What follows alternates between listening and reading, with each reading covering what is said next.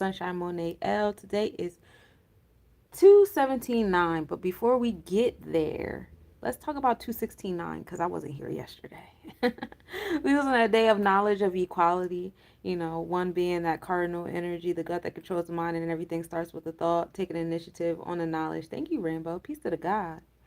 And six being that number of harvest.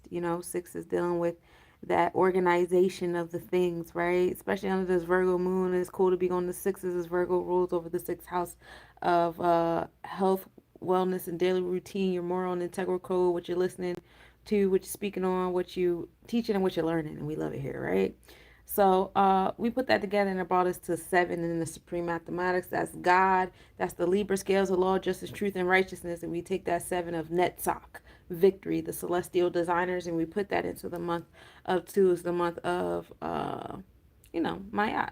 Two is associated with the month of Mayat. Two is also Chokmah, which is Jupiter. So Jupiter is either ruling the second Sephiroth of Chokmah or the fourth Sephiroth of Chesed, which is associated, with the two of Mayat, and we move in gratitude. Why?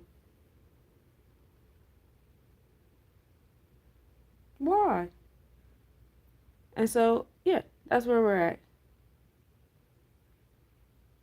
Oh.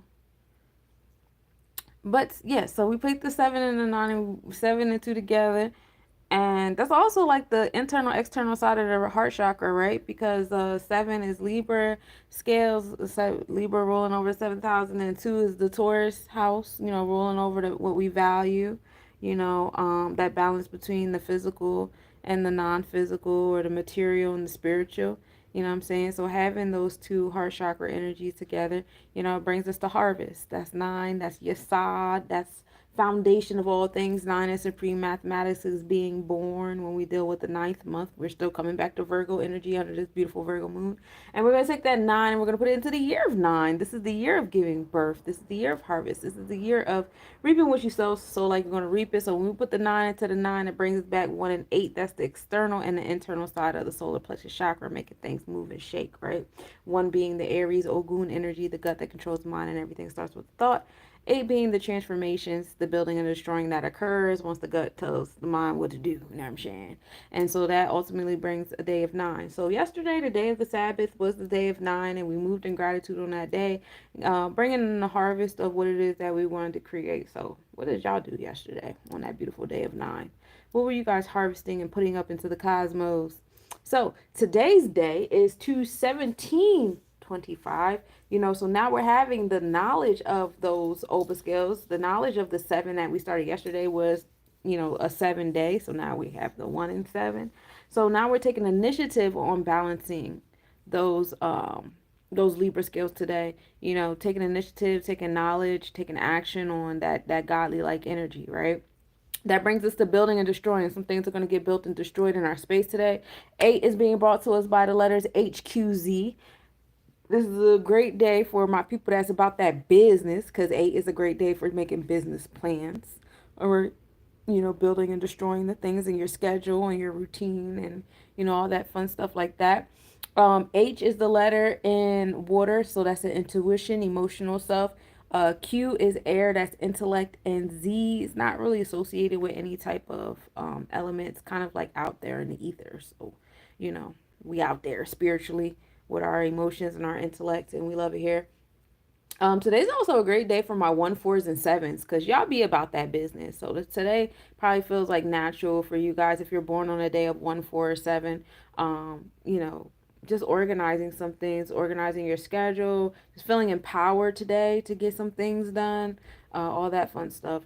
My 3s and 6s and 9s and 5s. Y'all get with a 1, 4, 7, or 8 today, or get with that kind of energy somewhere in your chart, in your life somewhere, so that y'all can organize yourself, especially on this lunar day, this moon day. Some of y'all got an extra day off this weekend, so utilize this extra day to get some things in order for yourself, especially because we're in the last few degrees of the Virgo moon. So we over there by Speaker, we over there by yesterday was in Parima. So, we in that energy, that vibe to really like organize yourself, right? So we're going to take that 8. We're going to put it into the month of 2. This is the month of Mayat. This is the month of harmony, balance, law, justice, and righteousness. This is the month of Venusian vibes with the 2. balancing the material and the spiritual realms, what we value, what we prioritize, the space of business and love, wealth, and forgiveness, all that fun stuff. Two deals with Chokma. This is wisdom from the oracles and the sages. This is Jupiter energy. We in that space of happiness and abundance and expansion. So we're going to take this 8 of building and destroying and put that into the month of 2. And that brings us to knowledge in our cipher, ultimately in the space of knowledge. So we get all this intellect, all this Ketter's vibes. One is Aries energy. Aries rules over the first house. That is the gut that controls the mind. Everything starts with thought, taking action, So we're dealing with the light, the auric body, and, how that goes to the fire in your gut. So we're going to take that one and we're going to harvest with the one, because everything we do in this year, we're going to harvest with it. And it's very exciting to, harvest with the things in this year of 9. We're going to reap what we sow. So like we're going to reap it. 9 deals with Jupiter energy again, as Sagittarius rules over the 9th house. This is expansion, abundance, optimism. Yesod is also associated with 9 and the Sephiros. This is foundation, supreme mathematics. This is the number of born, right? So, this year is the year, they communicate 9 being with karmic energy, because what you put into the 9, you'll get back. So if I put the 1 into the 9, it brings us back to knowledge in our cipher, back to 10, because 1 plus 9 is 10, right? And then ultimately, today's the day of 1. Today's a great day for my one life pathers. Peace to y'all. Anybody want to tap into that 1? Today is a great day to, step into that cardinal energy and taking action and leadership, and independence is key here, because we like interdependency and not codependency. You know what I'm saying? But putting your best foot forward, tapping into, uh those leadership skills. We love it here on this beautiful day 1. So astrologically, astronomically speaking, before I get to that point, let me shout y'all out over YouTube. I see you guys over there. Hold on, I'm a little behind.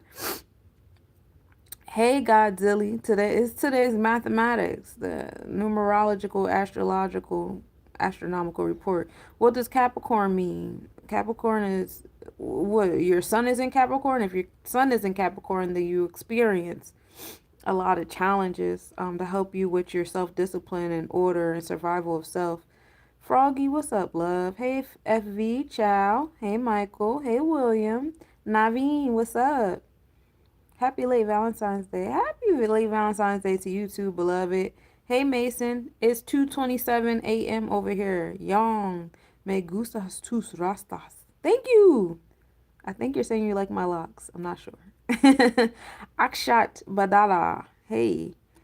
I like saying that. That's actually kind of fun to say. Hey Hawk. Hey J for Jane. Peace. RZL, what's up with you? Love at first sight. Oh, you feeling the Venusian vibes this month, huh? Hey Ruben. Hey Daily. Hey, I'm new here. You're a Leo? Okay, we love it here for you, Leo. Get that shit, lion. That means, so if your sun is in Leo, that means that you have experiences that, keep you young, stay in that inner child vibe. You know what I'm saying? And just being confident and courageous. It's the key. Assalamu alaikum. Malaikum salam. Wagon train. I'm doing good. Hey, Daniel. All right. So I shouted y'all out on YouTube. Let's go on with the astrological astronomical report. Peace to the gods, right? So yesterday, because I wasn't here yesterday, we had a few different things going on. Yeah, the moon was still in Virgo on the Vedic chart. In the constellations, we were in the Hasta Nakshatra, which is the 13th Nakshatra, a tropical and Draconic, which is our mind and soul. We were in that Libra scale, balance, harmony, law, justice, and truth with the moon. Fun there. Ceres was the furthest distance to the earth. That's the asteroid that rules over what you need to, nurture yourself, nurture your experiences for them to be cultivated. That's called a Paji. When it's the furthest distance to Earth. Venus reached a max brightness at 3:45 a.m. And the moon in Parima yesterday was in conjunction at 8:07 a.m. The moon was 5.4 degrees south. Parima is that star of prophecy in the Virgo constellation, and we love that there, where we're getting those aha moments and, predicting our future with our harvest and stuff like that. Pallas entered Aquarius zodiac yesterday morning at 10 a.m. Now, Pallas is the asteroid that rules over our inner genius that we like to overlook so well. I have no idea why we like to overlook it, but we surely do. And it's an Aquarius energy about being innovative, unique, detached, learning how to let go of something so that your genius can actually be cultivated in your space. Ooh, we love it there, right? So today's astrological astronomical report, we start the day off with an 81% waning gibbous moon. We're in that moon of cleansing still cleansing the tangible things out of our space, right? Moon rising at 10:50 p.m. and setting at 8:55 a.m. Now on the tropical and the draconic chart, that is our mind and our soul. We are still in that Libra energy of law, justice, truth, righteousness, and empowerment. Finding the balance being between the physical and the non-physical world, keeping your heart as light as a feather through your endeavors, focusing on our interpersonal relationships and our bonds and contracts. Marriages is on the forefront here. And remember, this is the moon we're talking about. So the moon is like emotional connection. Some of y'all woke up and was like, I better be in a relationship if y'all like me. Oh my God. It's okay. It's temporary. I'm gonna be a thug again real soon. Give me a second. And Libra scales also bring, wanting fairness in your relationships, right? Wanting justice, wanting balance and equality. So in some of your relationships where you see like they're unequal or imbalanced or whatever, you might be seeking or desiring that balance to happen there. Now, the moon is still in Virgo constellation, right? So it's still giving us those nurturing experiences and being of service, right? Wanting to help people out, harvest some things in your space, teaching, learning, listening, speaking. Is heavy on that space and time. Organizing, scheduling self is heavy here too. We are in the 11th house with it, so this is all in that root chakra Aquarius energy of being innovative, letting go of some things that have been in our interpersonal relationships, bonds, and contracts in our mind and soul, but also like letting go of some, expectations that we've been having in that space of service, and with that moon being in Virgo constellation, right? Being innovative and unique with how we assist other people and um, what do you call it? What that balance looks like to us, what that self management skill looks like to us. How is that being cultivated? Some of you guys are here to do some things that never been done before, and then hey Brooklyn, how you doing, beloved? And then in the eyes of people that have already, have taught you guys, oh, this is how things go, this is how it are. Because remember, the moon is over there by the south node. South node is in Virgo Libra energy right now, so the moon and the south node are pretty close. South node is about like what we have become comfortable with, you know what I'm saying? And so, we have the moon there nurturing our comfort zone and what we've been being taught, and also in the Libra scales of, what we have adopted as truth and righteousness and balance, and what certain interpersonal relationships look like. And so it's time to detach from a lot of those things, says 11th house. I'm doing all right. I'm well. Thank you for asking, Brooklyn. So in the Nakshatra realm, we are in the Shitra Nakshatra. This is the 14th Nakshatra. Um, in Vedic astrology, it goes from 23 degrees Virgo to 6 degrees Libra. It's ruled by Mars and associated with the deity Vishvakarma, the divine architect and craftsman of the god. Shitra is often considered a nakshatra of beauty, art, creativity, visual expression, and associated with transformation and aesthetic mastery. Virgo's practical nature blends into Libra's pursuit of balance, harmony, and beauty, making Shitra a nakshatra of creative expression and artistic transformation. The symbol is a precious gem or a pearl, which represents beauty, perfection, and aesthetic value. The gem represents the potential for inner brilliance and transformation, symbolizing a refined, pristine expression of creativity and elegance. The deity is Vishvakarma, the divine architect and master craftsman of the gods. Vishvakarma is responsible for the creation of places, chariots, weapons, and temples. And he symbolizes creativity, innovation, and transformational energy. His energy brings an inclination toward design, construction, and artistic creation. Mars is the ruler of Shitra, bringing a dynamic and fiery energy to the nakshatras. Mars represents action, passion, courage, and determination, which combines with the artistic and creative nature of Shitra to produce intense creativity, drive, and focus in artistic and visual expressions. And while Mars brings action, it can also make individuals with prominent Shitra placements highly competitive, assertive, and driven to achieve perfection and mastery in their chosen fields. Um, so some negative sides or the shadow side of this can manifest as an overemphasis on perfection, leading to pride or frustration when things don't go as planned. Shitra is ruled by Mars. It can bring out aggression or a desire to dominate in creative or competitive realms, right? Um, when the moon transits here, there's often a strong desire to engage in creative activities. It's an excellent time to express yourself through art, design, or any form of visual creativity. People are more in tune with their aesthetic sense and feel compelled to beautify their surroundings or produce art. This is a time when people are often inspired to create or innovate in ways that feel deeply transformational, whether working on personal projects or professional settings. Individuals with the moon in Citra may feel motivated to bring change or refine things to a higher level of beauty and functionality. All right, so the moon's transit through here may bring a boost of confidence and assertiveness, particularly in the artistic fields, and it's a good time to showcase your work or take pride in your abilities and creativity, especially with Pallas entering Aquarius yesterday. Thank you for the follow, Brooklyn. I appreciate you, goddess. So, yeah, we love it there. Hey, Manny. Um, so that's what the moon is doing. The sun rises at 6:49 a.m. and setting at 5:37 p.m. Um, tropically speaking, as well as Draconic and Vedic, we're in Aquarius all across the board still, and so we'll be actually entering Pisces, Draconic Pisces tomorrow, and then we'll be entering tropical Pisces on Wednesday. So that's going to be pretty interesting as, our mind and soul enter Pisces, but our energy exchanges will still be in Aquarius. But for now, we're on our last day of the sun being all across the board in Aquarius, being innovative, unique, being about that the societal connection, but also being independent at the same time, learning to give, but not from the ego, learning to give because it's the right thing to do, right? So we're aligning, we want to have those Libra scales in alignment, that other air energy in alignment with our Aquarius self, right? Um, this is all happening in the fourth house. So it's the house of home and family, your emotional self, your third eye, your intuition. So it's fun there. The moon and Spica are in conjunction. That happens this morning at 8:31 a.m. The moon will be 1.2 degrees south, minimal angle at 6:56 a.m. The moon will be 1.1 degrees south southwest, and we'll be able to observe that this morning at 6:16 a.m. with a 1.1 degree southwest separation. Spica is a star in the Virgo constellation.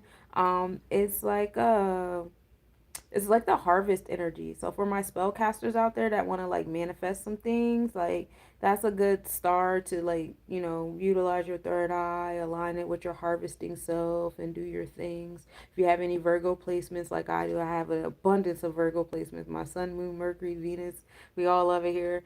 And or you have a, what do you call it? Pay attention to where your sixth house is, your house of, that could be the house of disease or whatever, I'm saying.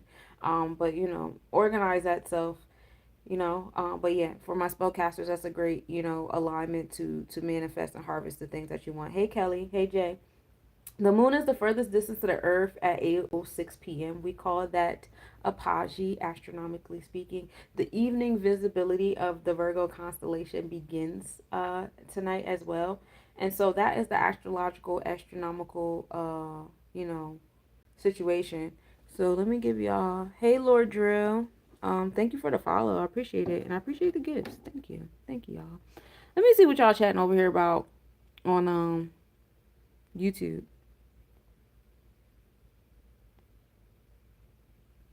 That's all Hinduism. Yeah, I do a little bit of everything. Hey days with LC.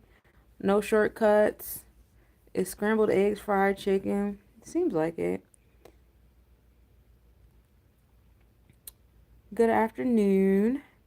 Thank you for the subscription, Athula. I'm a Libra. Well, peace to the God. Well, happy lunar return. Are you a Libra moon, or are you just having Libra experiences? Because your sun being in Libra means you're having Libra experiences.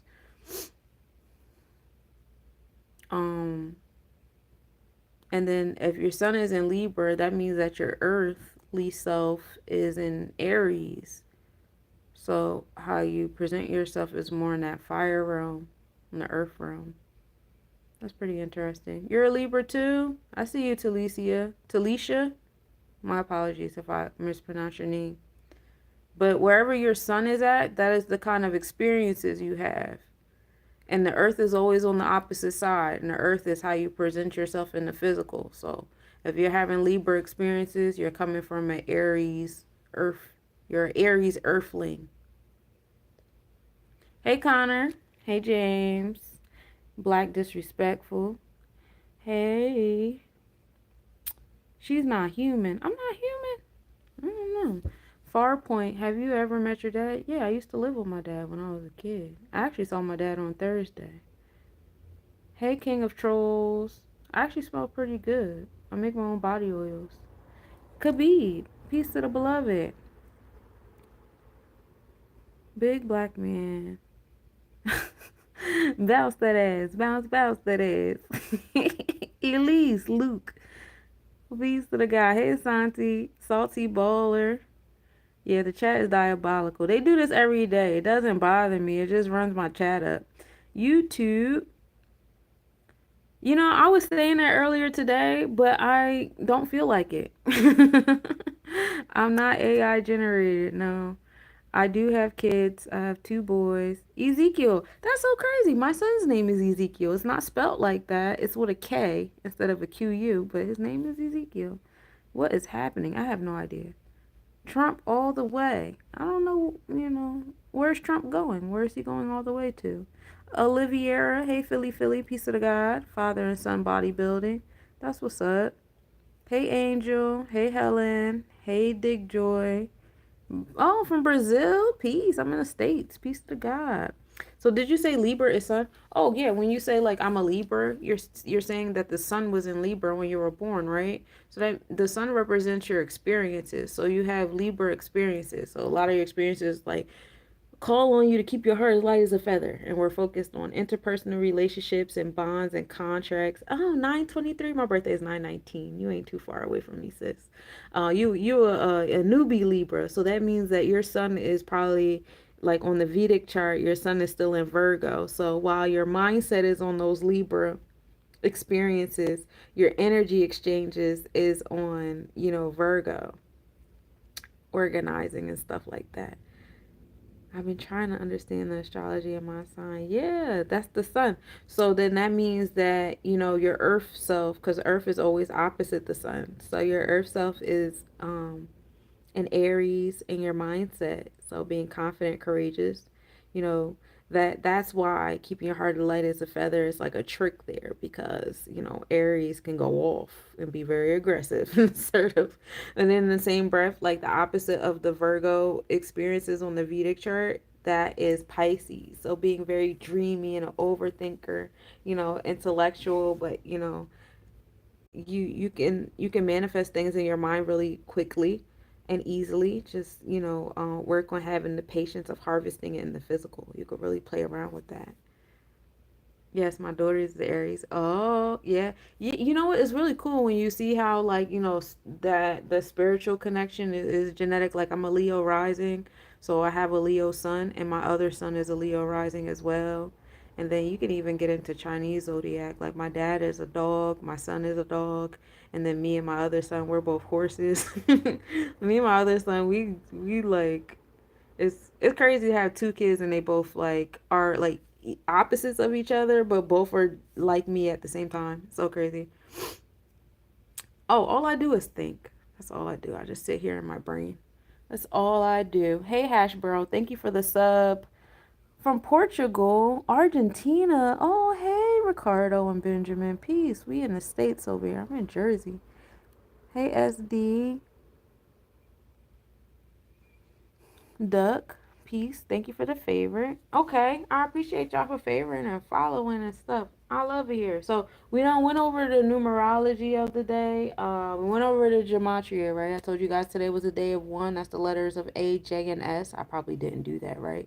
That's fire. That's taking action. The letter J is water. That's intuition, and the letter S is air. That's intellect. So getting into the netaroos of the one. Let me read the ketters for y'all. Asar, this is Kemetic is Sar or Tim, and Canaanite is Metatron, and the Kabbalah is the Kethers, and Yoruba, this is Obatala, and Hindu Kush is Tara. We're dealing with the first sphere. There's no planet connected to the first Sephira. It's not really, connected to anything. It's all day Color is white. The number is 10, and no gym alignment. The baths, some herbs that you guys can have in your bath today is basil, tuberose, white roses or cotton leaves, marjoram, sage, fennel, and stephanotis, which is a flower. Some oils is basil, lotus, tuberose, fennel, sage, and marjoram. Some incense is myrrh and southernwood. The spiritual hakao, or the mantra words of power, is Ong, Aung. The planetary, there's no planetary hakao because there's no planet associated with the number one. Um, Emotional traits is beyond the influence of emotion. Some mental traits is the origin of all wisdom. Some social correspondence is God, men on earth, and the inner planets. Some careers or functions that might be on the forefront for today. Retire from the tumult and illusions from the world or the sages. Some spiritual keynotes and principles. Perseverance in the identification with the indwelling intelligence and thought, speech, action is the substance of self knowledge, which is essential for the individual's achievement of unity of her personal and social life.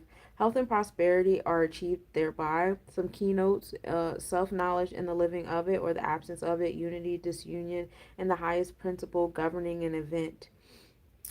So that is what we're dealing with the number one. You said that you're in Aries. So when you say you're in Aries, you're saying your sun is in Aries. The sun rules over your experiences. So you have Aries experiences. And wherever the sun is at, the earth is usually opposite. So while you're having sun experiences, because the sun is shining on the Aries energy, your earthling self, your Malkuth, your earth is on the opposite side in Libra. So you're learning balance and how to keep your heart light as a feather and your interpersonal relationships and bonds and contracts. Okay, CBK. Um, but yeah, so now we went over the numerology, the gematria, the netarus. We went over the astrological, astronomical report. Let's get into the calendar of the things. We are in the month of Kumbha. That's being associated with Aquarius energy. Let me find it. This is air element. It's ruled by Saturn, Graha, and Uranus in modern astrology. Being innovative, independent, idealistic, and humanitarian, Aquarians are known for their originality, forward-thinking ideas, and desire to improve society.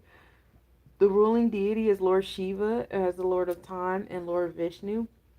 Aquarians are often associated with the innovative and humanitarian aspects of Lord Vishnu, who preserve and nurture the cosmic order. However, Shiva, as the Lord of Time and Transformation, also govern Aquarius' connections to the future and unconventionality. We are in the month of Shavat on the Hebrew calendar, so let's chat about it.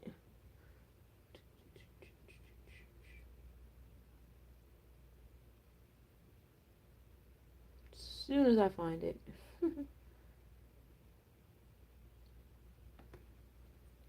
So Shabbat, we went past the key holiday for the month, which was the New Year's for the trees. This was celebrating the natural world and the environment. And then symbolizing that we're in the rainy season in Israel, and it's the month of growth and renewals. That was on the 12th of February. We are in the season of winter still. The key words of Shabbat is growth, renewal, and connection to the land. The holiday of Rosh Chodesh Shavat marks the beginning of Shavat each year, and that's happening there. And we're here until February 28th. In the ancient Kemetic calendar, we're still in the month of Makir. So in the ancient Kemetic calendar, we get 3 seasons a year. Each season gets 4 months. Each month gets 30 days, and the 30 days are divided into 10-day weeks, which we call decans. We're currently in the last few days of the second decan of the month. Um, so this is the decan of finding balance and harmony and truth. After all the things that we've like initiated during the first decan, which was days 1 through 10 or whatever. So the month of Makurt is the season of Peret. So we're in the growing season. The growing season. Hey, Kayshawn. Peace, peace. Kayshawn. Okay. The month of the growing season goes from January to May. So you start off in that frozen energy, we could just have the frozen moon, or yeah, the snow moon or whatever. And then by the time we get to May, like the flowers will bloom. I don't know, whenever I say that, I think of what's the guy's name? It doesn't even Seal in the Batman song. Anyway, this is the growing season continues with agriculture activities like planting, sowing, and the ripening of crops. So that's what's happening on the monthly calendar between the Hindu calendar, the Hebrew calendar, and the ancient Kemetic calendar in alignment with the Gregorian calendar. And remind you guys, we are in the year of 2025. This is Wisdom in Our Cipher and Wisdom in Our Power, which brings us to 9, which is foundation, being born of the things, right? This is the year of gold, and the alchemist, space and time being associated with the 9, which is all about like, being passionate, interesting, and faithful people, attracting many people, being generous and kind, and having long lasting relationships, and having a love of luxury and spending money. Ambition and willpower are keys. We are in the month of Amber. We're here until March 5th. We've been here since February 4th on the West African horoscope, blessing the natives with a sense of morality as well as rebellion and giving unique instincts, adventurous but also methodical or organized, with being adventurous, okay? Highly passionate about material goods, and if you are, they will be easily lost because we are learning to have a balance between the physical and non-physical. Also, we're in this air energy. So, you know, having that like tight grip on physical things while in an air energy will cause those physical things to be taken from you.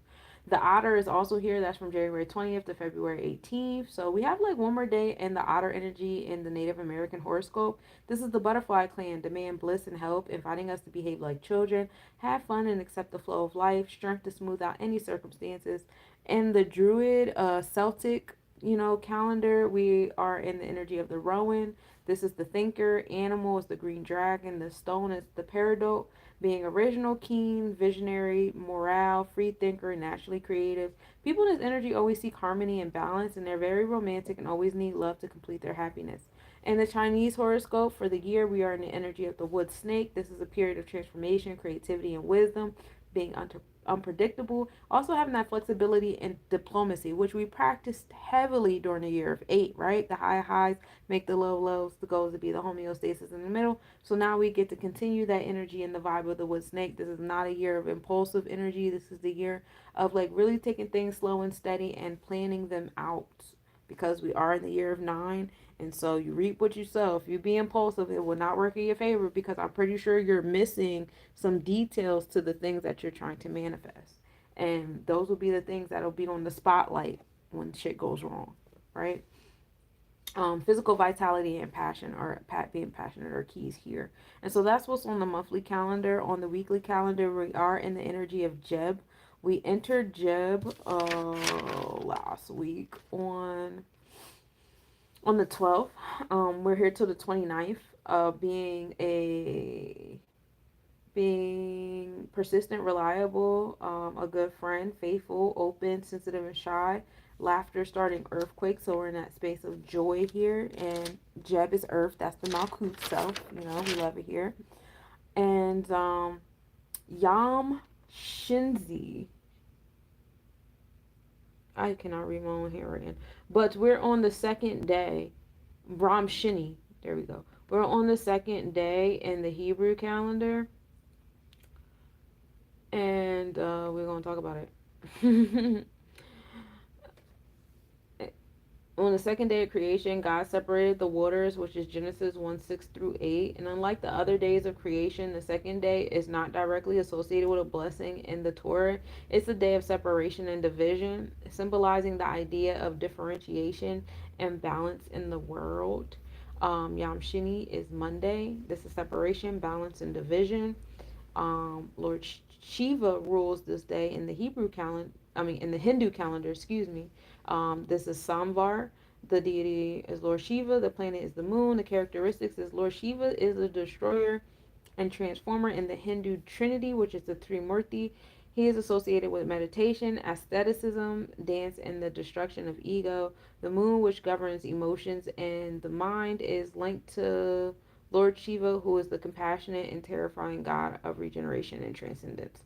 Associated activities. Mondays are dedicated to the worshiping of Lord Shiva, and many devotees observe fasting and spiritual rituals on this day, chanting mantras like the Om Nama Shivaya or Shiva Sahasranama is considered auspicious in seeking blessings of spiritual growth, mental peace, and liberation. So that's what's happening on the second day. We love it here. Thank you, Mark. I appreciate you. I'm about to shout y'all out over here on YouTube. I see you guys. Give me one more moment. One more thing.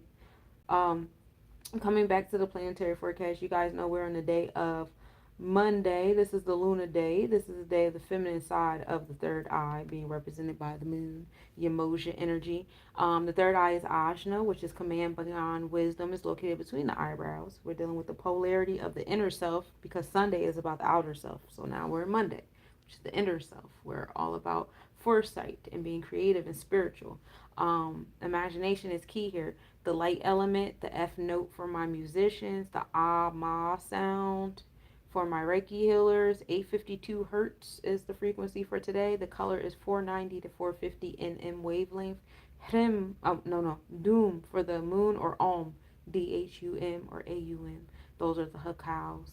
And remind you guys, we're in the energy of Cancer, which is Yamoja, the energy of all set, the awareness of depth of being, learning, healing, nourishing, trance, the ninth sphere in the set, or the ninth Sephiroth, dealing with either the Netarus or, the tree of life, and the divine womb. We're dealing with the sacral chakra. So that is that there. So we have gone over the astrological astronomical report. We've gone over the calendar and ancient Kemetic energy, Hindu and Hebrew, as well as Gregorian. We have gone over the horoscopes of West Africa, Native American, Chinese, Druids, alchemy, Kemetic. We did a lot of stuff just now. You guys ready for the planetary hour? Before I get into the planetary hour, let me shout y'all out.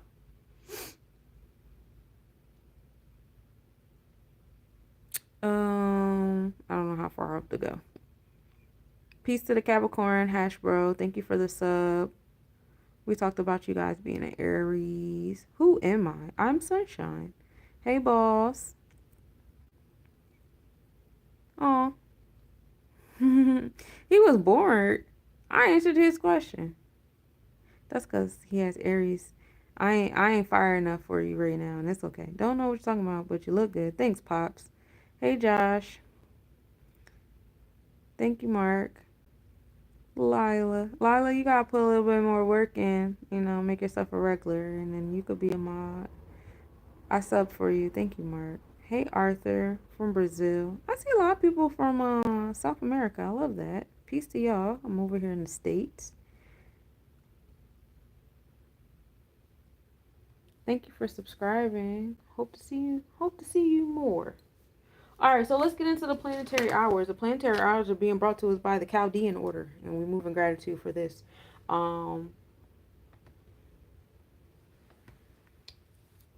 It is Monday, so we're going to start the hours off with Moon Day, from 12 a.m. to 1 a.m., from 7 a.m. to 8 a.m., from 2 p.m. to 3 p.m., and 9 p.m. to 10 p.m. We are in the hours of the moon. The moon is all about nurturing home and family, your feminine energy, being intuitive, meditating is heavy here. Excuse me. We talked about the moon being over there in Libra. Excuse me, on the tropical and draconic chart. In our mind and soul, we are in Libra, in balance, harmony, law, justice, and truth. And our energy exchanges, we're still in Virgo, in that space of organizing and management, teaching and learning. Remember, I told you guys the moon is over there next to the south node, so it's really nurturing, the spaces where we need to learn how to detach from spaces of comfort and things that we've learned, and certain interpersonal relationships that aren't serving us. All right, so be mindful of that.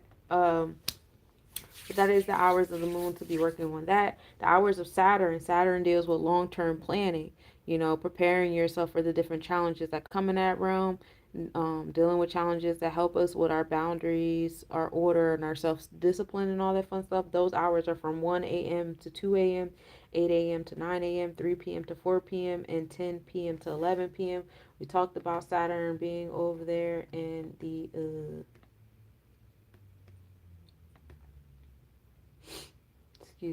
Saturn's over there in Pisces. Oh, is that a 19 degree? I love knowledge being born. We love it here. Saturn is in Pisces in the fourth house. So it's in that space of imagination, and my yacht, law, justice, and truth is the goal with Saturn being there, but it's a lot of delusions and stuff to sort through in order to get to that truth with Saturn and Pisces. And again, that's happening in the home and family and the emotional realms of things. Um, and then over there in the Vedic chart and the actual energy exchanges of Saturn, we are still in Aquarius. So challenges are happening to society, and it's really changing the way society operates with sustaining itself, right? Because Saturn is like, who's your authority? And usually who we give authority to, whether it's to ourselves or different mindsets or happenings and stuff like that, um, that determines how we sustain ourselves, right?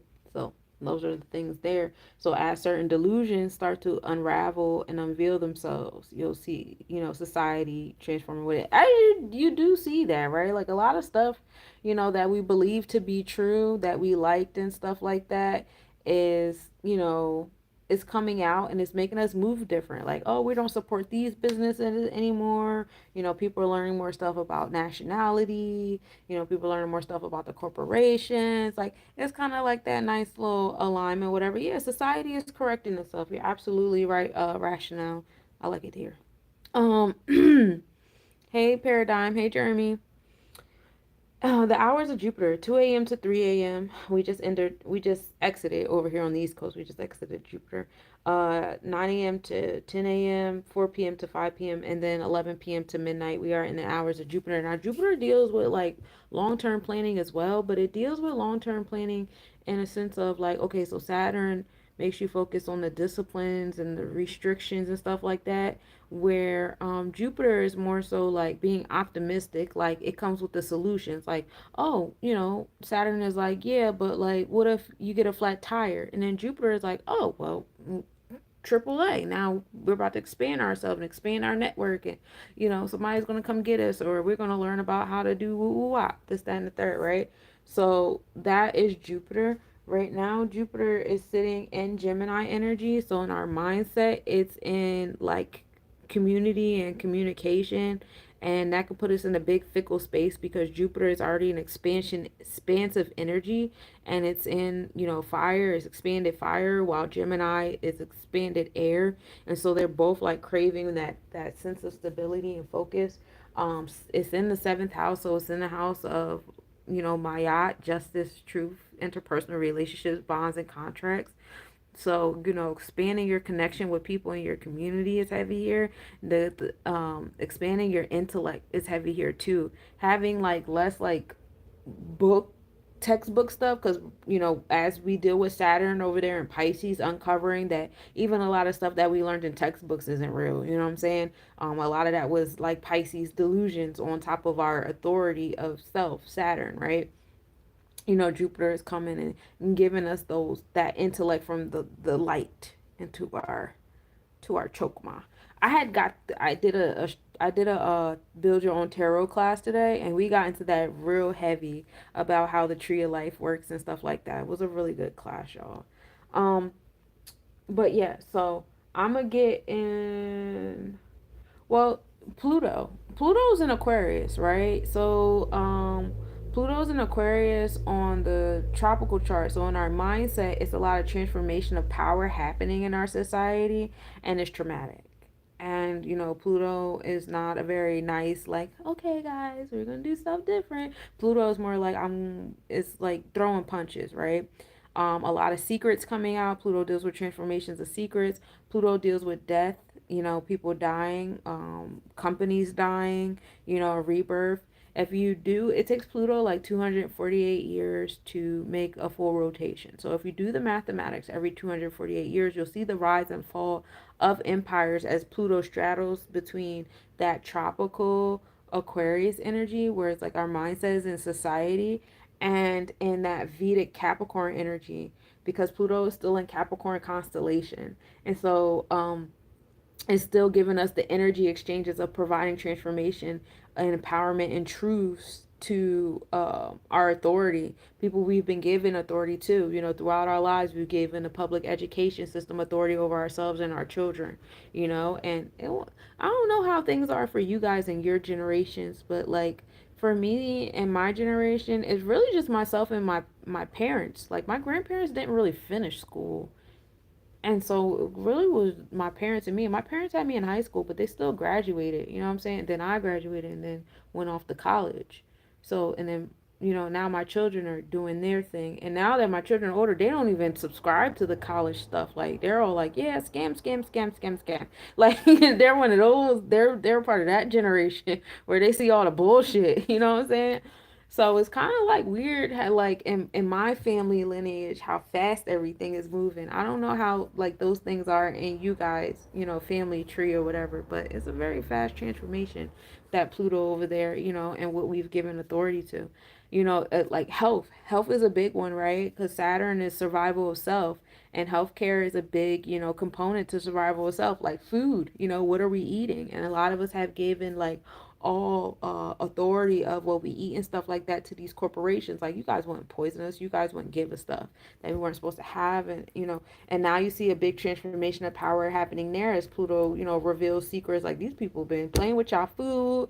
We know about, cellular replication, and how, the cells like transmute, the DNA and RNA and stuff like that when we ingest food, right? We learned all that in biology, um when we learned about like the mitosis and meiosis and all that fun stuff. So like given those kind of things, like, now that we know, like, oh, we're eating these chemicals, we're breathing these chemicals, we're drinking these chemicals, we're wearing a bunch of chemicals, and realizing that our cellular structure is like, adapting to that in its own kind of way. Thank you, I made it. Peace, Kelly. um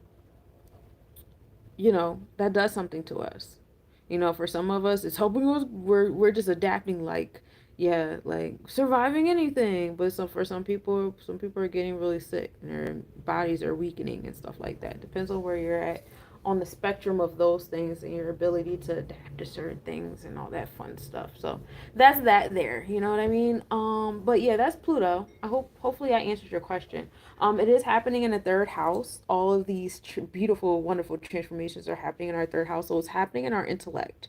A lot of it is hitting what we know and our community, and our communication within the community, whether it's that immediate family realm that Gemini deals with, like siblings, parents, grandparents, cousins you grew up with, like people you went to school with, people in your Tri-City area. Like, that's the community to really connect with. And if you don't really care for that community you're around, you'll probably, want to make some sort of transformation yourself, take on that Pluto. You guys all have a Pluto placement. So, I know a lot of you guys are in the Pluto and Scorpio generation. I'm in the Pluto and Scorpio generation. And so, mine is in the fourth house, a home and family. And so, you utilize your Pluto placement to stay in your place and what you have to contribute to this Pluto and Aquarius, situation. We're here for another 18 years, and that's just on the tropical chart. We haven't even entered there on the Vedic chart yet. So, you know, expect like the next 40 years or so dealing with Pluto over down there in the root chakra. You know what I'm saying? Before it goes up into Pisces. Now, when Pluto goes into Pisces, baby, that's going to be crazy. It's going to be a very interesting situation. Um, but yeah, we got some time. Y'all got time. We got like 20 years. Y'all be all right. But yeah, that's what Pluto is doing. All right, so let's get back to it. So Mars, the hours of Mars are from 3 a.m. to 4 a.m., 10 a.m. to 11 a.m., 5 p.m. to 6 p.m., and then midnight. Of course, we start Tuesday in the hour of Mars. Now, Mars deals with energy, but it deals with like your assertive, aggressive self. This is a good time to focus on what gets you going, what motivates you, where your ambition is at, your gut health, all that fun stuff. How well have you been listening to your gut? What has your gut been telling you? You've been ignoring it? You got some apology into doing? Apologies to give to yourself and your gut energy. Mars is still sitting in retrograde. Just to remind you guys, like, it's still winter time. We're still in retrograde and we're sitting in Cancer. We're very debilitated right now. We're still, under construction with our solar plexus chakra, but this is a good period of time to have a sense of introspection on what motivates you, what it gives you ambition, and like really plan on it and build on it. You know what I'm saying? It is happening over there in the eighth house of transformation. So we had that whole conversation on Pluto. Pluto rules over the eighth house. So empowerment is very heavy here. Hey, Kobe, peace to the God. Transformations is, it's the house of transformation, death, and rebirth.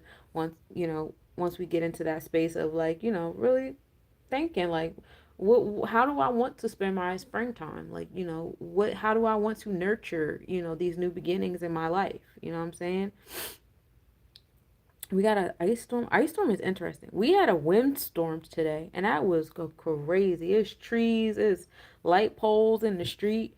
But I ain't gonna hold you with the lights have been cut off. A lot of people's electricity got cut off. The sky was beautiful.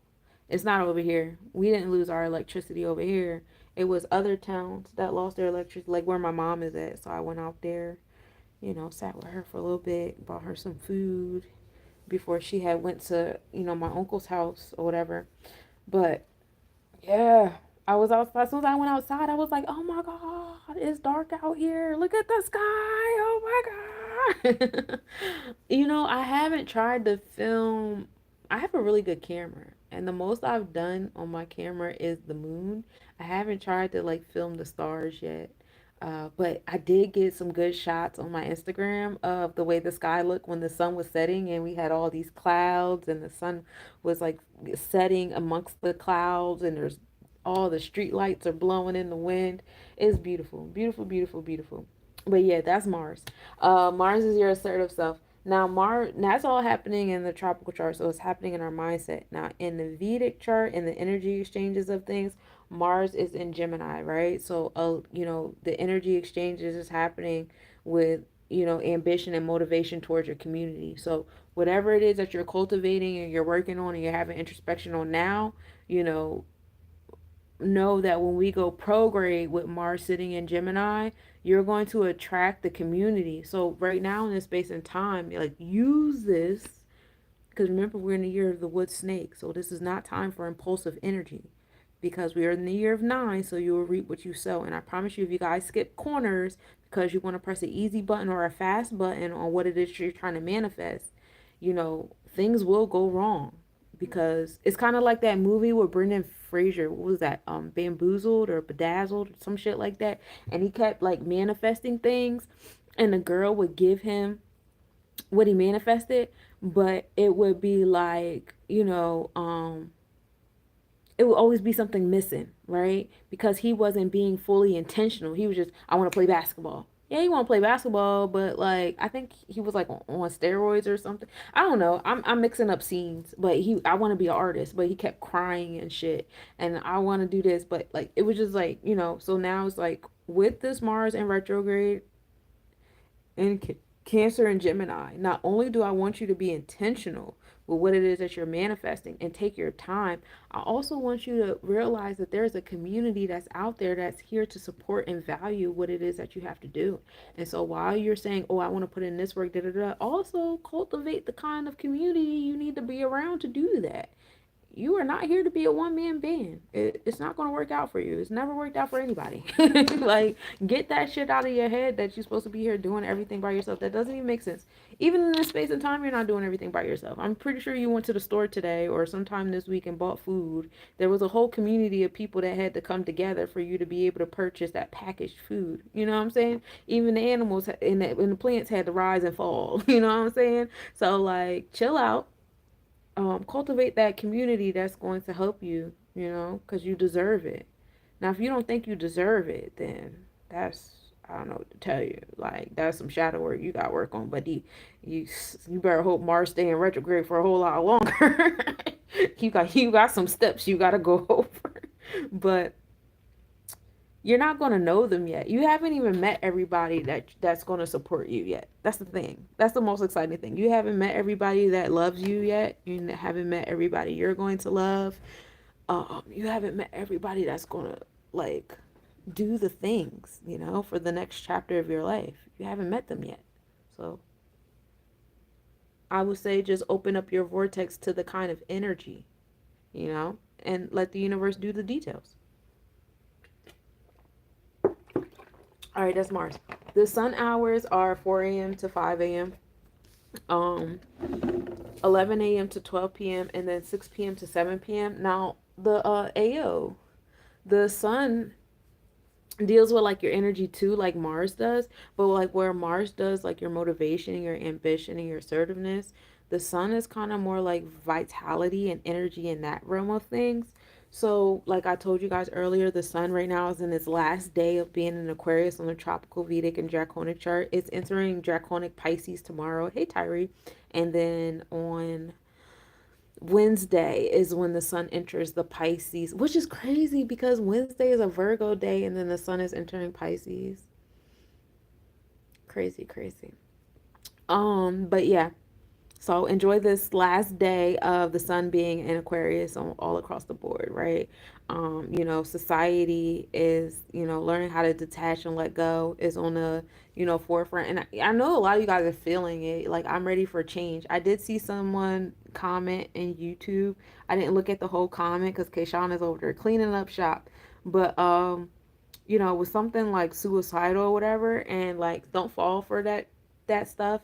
That is a misinterpretation of some of the new beginning energy that's coming. Like whether you're dealing with Pluto that's happening in our root chakra, that's causing you guys to have transformations, death and rebirth in your root chakra of things, or you're dealing with, the sun over here that's been over here in Aquarius. And just remember that we're still going to be in Aquarius in the constellations until March 17th. So, like, take a breath. We're going to be in Aquarius for a little bit, even though our mind and our spirit will already be in Pisces. So, which is cool because remember when Venus was over in Pisces and then Mercury was in Pisces, and I was telling you guys, we about to live in our delusions. Y'all manifest the things y'all want, because when the sun enters that joint, you're gonna start experiencing it. So I'm very excited for you guys. And being able to, you're about to start experiencing the delusions that you guys were manifesting while Venus and Mercury was in Pisces, and that's very exciting. Yeah. So yeah, I don't know where I was going with it, but that's where we at. And remember, the sun is over there by Pluto as well, so you guys will be experiencing a lot of those transformations. And oh yeah, the whole suicidal thing, don't fall for that shit, because that's a lot of Pluto. And where it's kind of like, that whole I want to kill my ego. Why would you kill your ego? Your ego got you this far. It's about having balance. There's supposed to be a balance and interconnectivity, not, oh, I'm about to kill one to deal with the other one. They're both parts of you. So you have to learn how to allow them to blend with one another, because when you try to kill those things off in yourself, when you go out into the world and you meet people that are in tune with that energy or whatever, it's kind of like your Lilith is everywhere outside. And Lilith is when other people irritate you, because the energy that they're showing unapologetically is energy that you're choosing to suppressing yourself. So when you see that reflection of someone like just expressing it and putting it out there, it's like, I hate that. Why are you doing that? And it's like, bro, why are you suppressing yours? If you had more of a balance, my lack of probably, sometimes they be lacking balance or whatever, but like whether they're lacking balance or not would not trigger you, so if you were, in tune with the balance of your energies, right? So that's that there. Anyway, yeah, don't fall for that. There's just it's just, spirit telling you it's time for transformations or rebirth and stuff like that. So please don't misinterpret killing killing things off. Anyway, so now we're gonna get into Venus. Venus hours are from 5 a.m. to 6 a.m., 12 p.m. to 1 p.m., and 7 to 8 p.m. Venus deals with aesthetics and beauty, my artists in the space. If you guys want to create things during that hour, it's beautiful. Dealing with business and wealth is heavy here too. Romanticism for my romantics out there. You know what I'm saying? If my husband is watching, you want to slide in them demons. Venus is sitting over there in Aries, so in our mindset, it's like new beginnings happening. We're still in that cardinal, the first 10 degrees of Aries, so we're still kind of like new in this, you know what I'm saying? But being motivated by that space of business and wealth and love.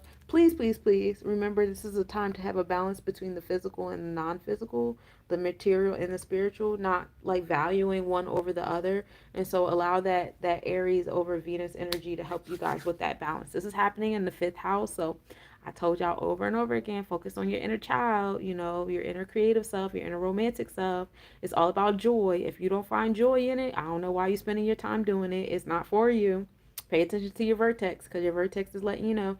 It's a lot of fire around your vertex, so you really motivated by getting things done. But don't forget, even though Venus is in Mars and is getting you excited in that fifth house, Mars is still in retrograde in Cancer energy, so it's still on a slow down. Just utilize this time to have introspection, manifest. My spellcasters out there, this is a time to harvest. Put the seeds in the dirt, or start sprouting the seeds, right? Isn't this the time to start sprouting them, putting them in the paper towel and the baggie and letting them do the thing before we go throw them in the dirt outside, right? Same thing with your goals. This is that time. This is that time to put it in the paper towel and spray it with water and put it in the plastic baggies. We're going to put them outside later. And then, even after you put them outside, it's still going to take a while before you eat the fruit and the vegetables. So take a breath. We getting there. But this is a good time to play with it. Play with it a little bit. And last but certainly not least, we have the hours of Mercury. And once I get through these hours, I promise I'm coming back to the comments because I see you guys over there. Mercury hours are from 6 a.m. to 7 a.m., 1 p.m. to 2 p.m., and 8 p.m. to 9 p.m. So Mercury is about invocation, communication, right? Learning. It's good hours for traveling too, and trading if anybody's interested in trading. I've been thinking about taking it back up, but my Mars is in Gemini, and I feel like I'm already biting off a lot off my plate, and I just need to find some balance and groundedness here before I start bringing something on again. But I would like to get back into trading. Um, but yeah, Mercury is over here. Mercury is still sitting in Pisces, so invoking the things, into our chesed energy, into our imagination, how we want things to be. Chesed deals with mercy in the Sephiros. This is like endless giving. We love it here. Being balanced in the middle, that line in the middle between the fish going upward and being the delusionist, and being the fish downward, being the one being delusioned. I don't know.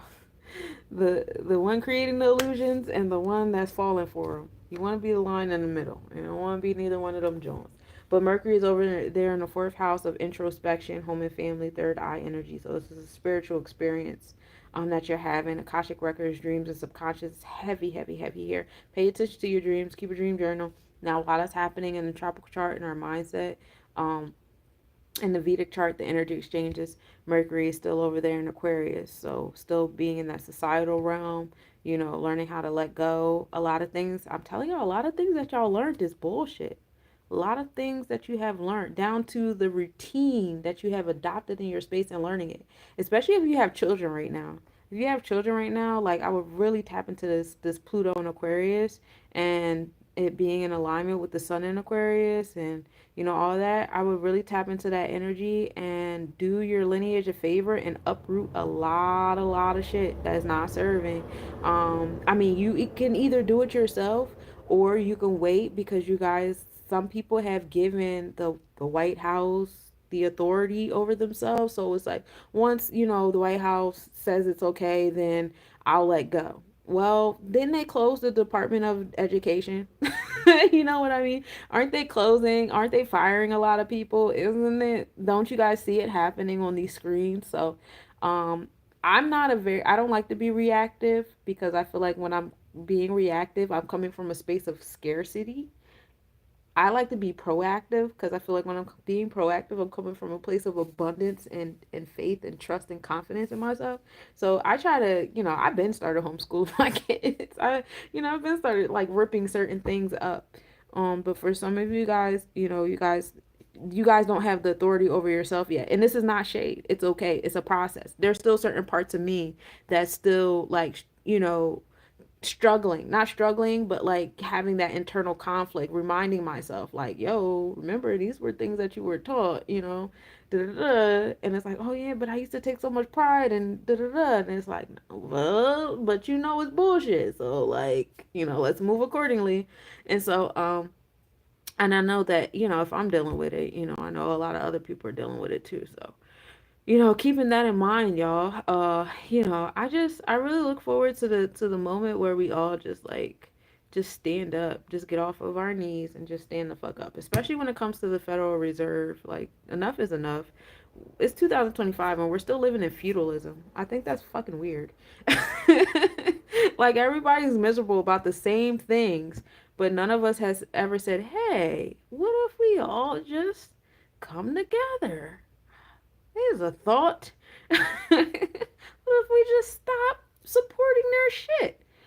If we stop supporting their shit, they don't have a leg to stand on. It's literally written on everything they have. Like, I live in Jersey, and a lot of the small towns in Jersey, you see all these flags and these signs and these symbols like, don't let go of the ship. Don't let go of the ship. And there's anchors all over the place. And it's like, bro, they don't want to let go of the ship. And as long as we believe in the shit that they're giving us, we're letting them have their maritime bullshit. You know what I mean? So, like, even when you look at the dollar and you look at the Latin words and you look at the different things and you realize, like, the only reason why a lot of this stuff exists is because we keep believing in it and we keep feeding into it. Hey, Sean. And so, like, the moment we stop, like, they don't have a leg to stand on. I know fear is a big thing, and fear is a big thing, and this is why Mars is in retrograde right now in Cancer. I need you to have some introspection on what makes you fearful. A lot of you guys watched ET movies too much, where every time people were being progressive or aliens came around or somebody had a magic power, here comes the men in black with the sunglasses on, and they were out here unaliving people silently. Like, you guys, not to say that that doesn't happen, but if you're utilizing that to put fear in your heart or fear in your gut about some things, you guys are doing yourself a big disservice. You know what I'm saying? Because think about, what if, the people before us, what if energy is never created or destroyed. So some of us are those personifications of the energy that did this already. You know what I'm saying? We already fought this fight. Death is not real, for real, for real. You know what I'm saying? So, like, with that being said, like, there's no room for fear. If you're going to be your, like, whole self, you know what I'm saying? If you're going to be like the energy that I know you are, there's no room for fear in that. You know what I'm saying? So, keep that in mind, and be mindful of the world that we're leaving for our kids and for our future ourselves too. No energy is created to destroy. What kind of life do you want to come back to? You know what I'm saying? Like, let's be for real. If you have to be selfish to think about it, you know what I'm saying? Let's be for real. Um 8 a.m. where I am, I'm not. Oh, it's 8 a.m. over there? I'm in New Jersey. It's 3:26 over here. You're from a famous country? I think we're all from famous countries. It's not good to mess with someone who's not on your level and never wanted this. Oh, yeah, I get it.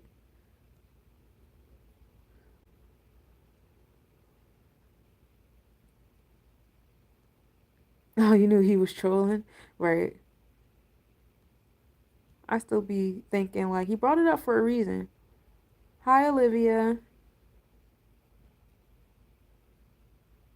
I'm actually an ordained minister. I appreciate that, Philip.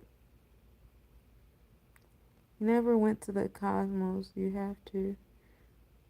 I'm seeing that every day. We were so indoctrinated. Right. Hey, Camila.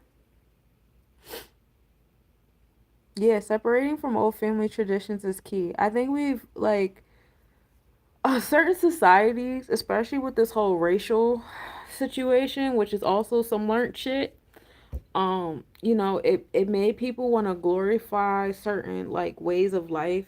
And it's like, if that was so great, we wouldn't be here trying to clean up certain things that were results of that. So what we're doing here is not never been done before in the way that it's being done. And like I said, with that whole Lilith situation, you have to learn how to be in your authenticity. I promise you. Because if you're suppressing certain parts of yourself, what you aspire to have, the life you aspire to have, you're kind of, it's a selfish act, because there are certain energies that are waiting for you to be in your authenticity so they can move where they need to be.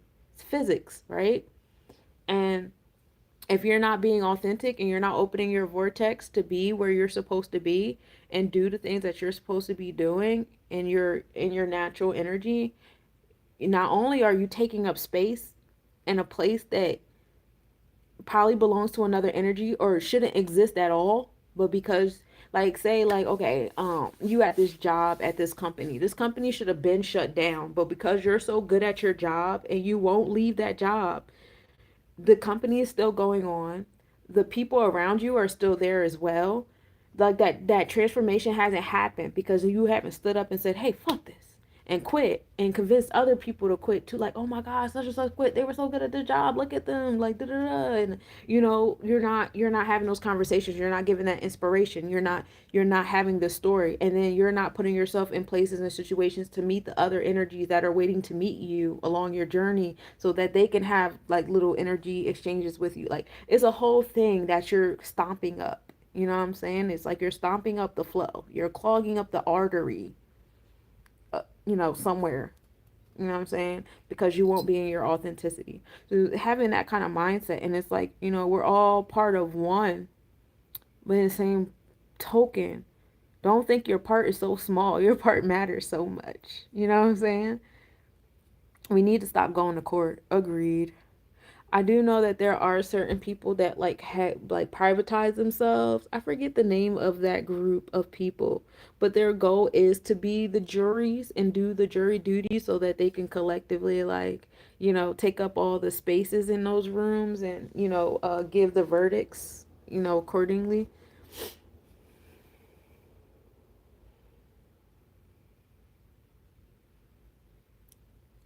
Um, Nico, I don't think it was so narrow thought about just house dynamics. I think it was bigger than that. It's a lot of different things that we have done as a society that there's just no room for it anymore.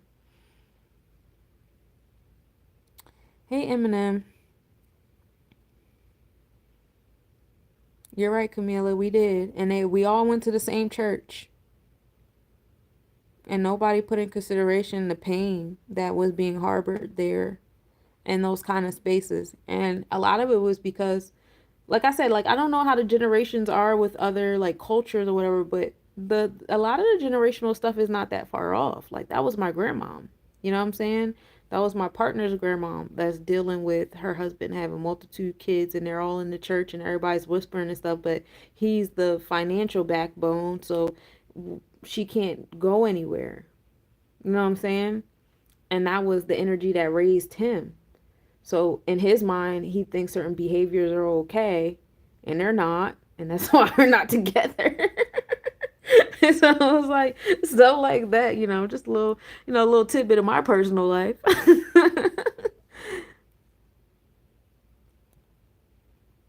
We need to reclaim our value again. Again, agreed, Camila. Love from Texas. Peace. I love Texas.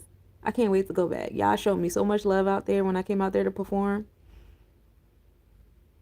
Nobody's saying being a wife diminishes your value. We're saying certain dynamics, there's just not room for it anymore.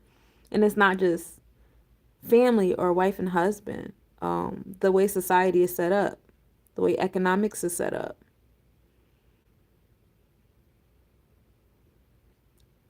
And I don't like that T word here. We don't use that trauma word. We deal with challenges and we allow the challenges to strengthen us. Hey, Mika.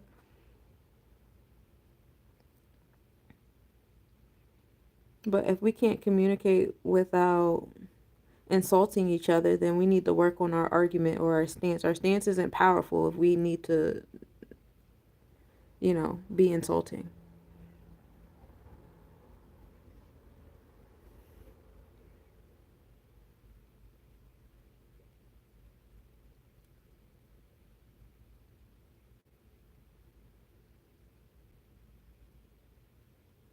Hmm.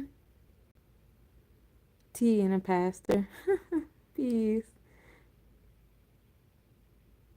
The ring is crazy. Thank you. I made it. Gracias, gracias. I make jewelry. If you don't want him here, I got some stuff on my link tree.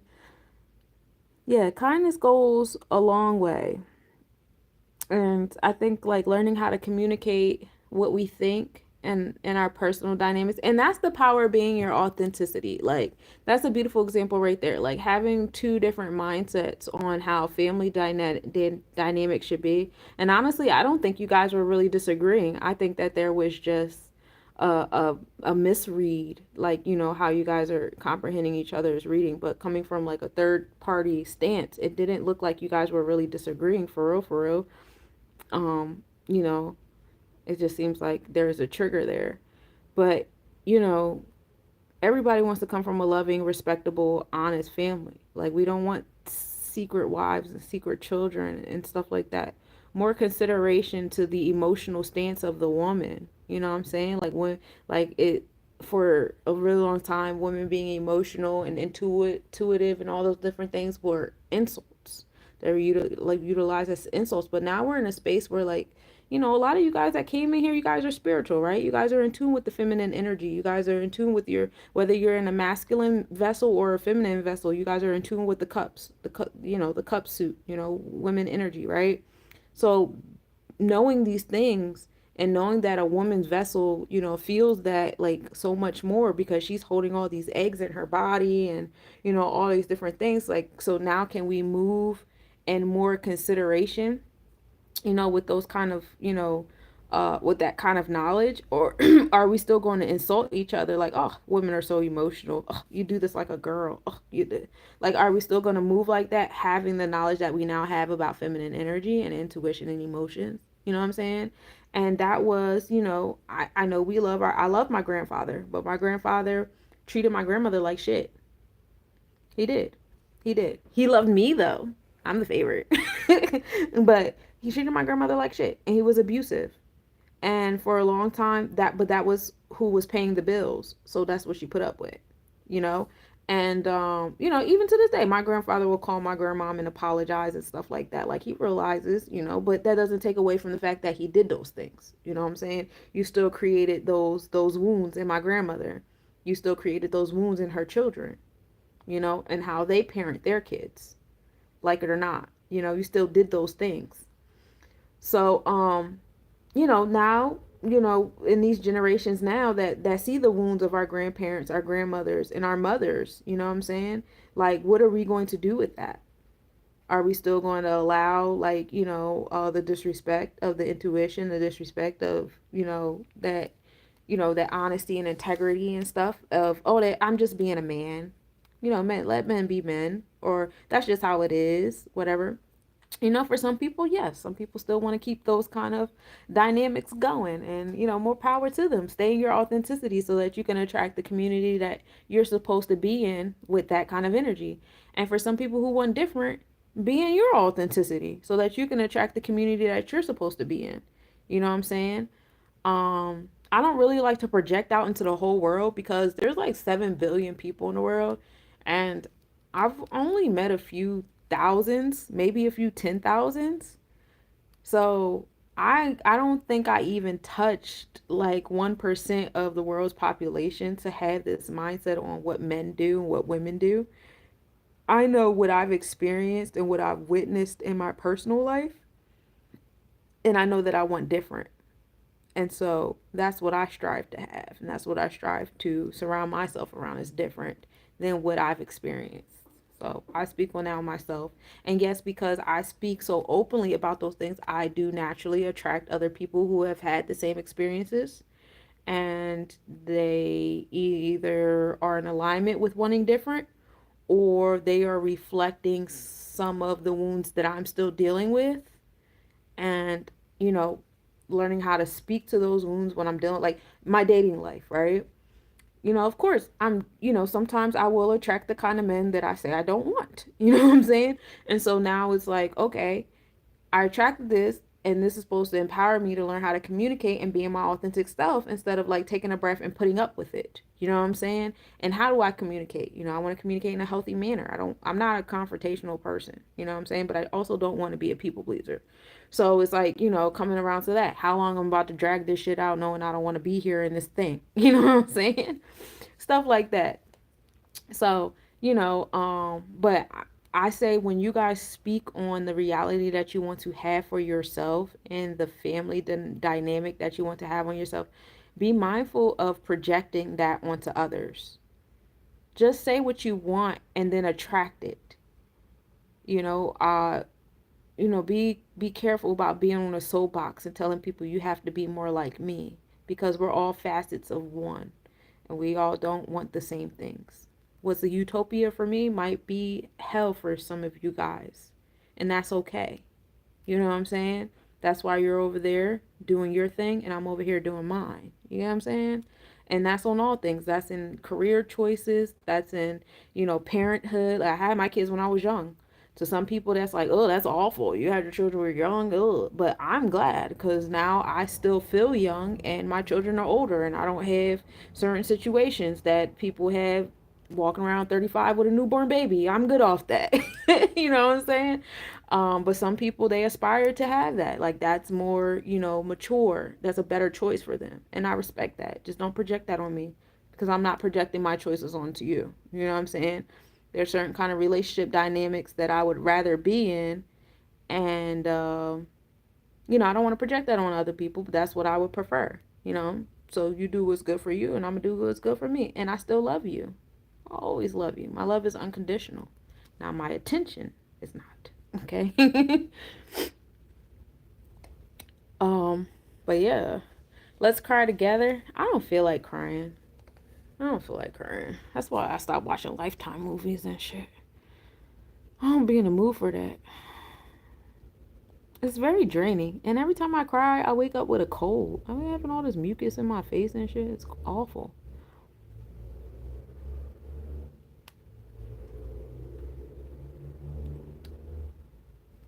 No, this is not a BLM or Black Panther channel. I do welcome those factions of people, but I don't. It's not exclusive. Not exclusive. Scotland. Ooh, hey Ian. Yeah, they were just passionate. Appreciate it, Air Force. My grandma, she's okay now, but I think there's room for improvement. But I'm not trying to project. She's living the life that she's living in. I did. I'm not that old, but I do remember being in college and applying for jobs. And because I had my son so young, I always had those questions in job interviews, like, what are you going to do with your children? You have a young child, and it's like, what do you mean? I'm going to take care of my kid. I used to tell them my job after, like, at one point in time, I used to be lying and I was people pleasing and I'd be woo wop and I go in there with my shoulders down, like, I just want $1. I just want the money.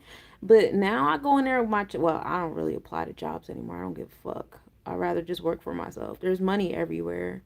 Um, I don't really have to, you know, do all of that anymore. But,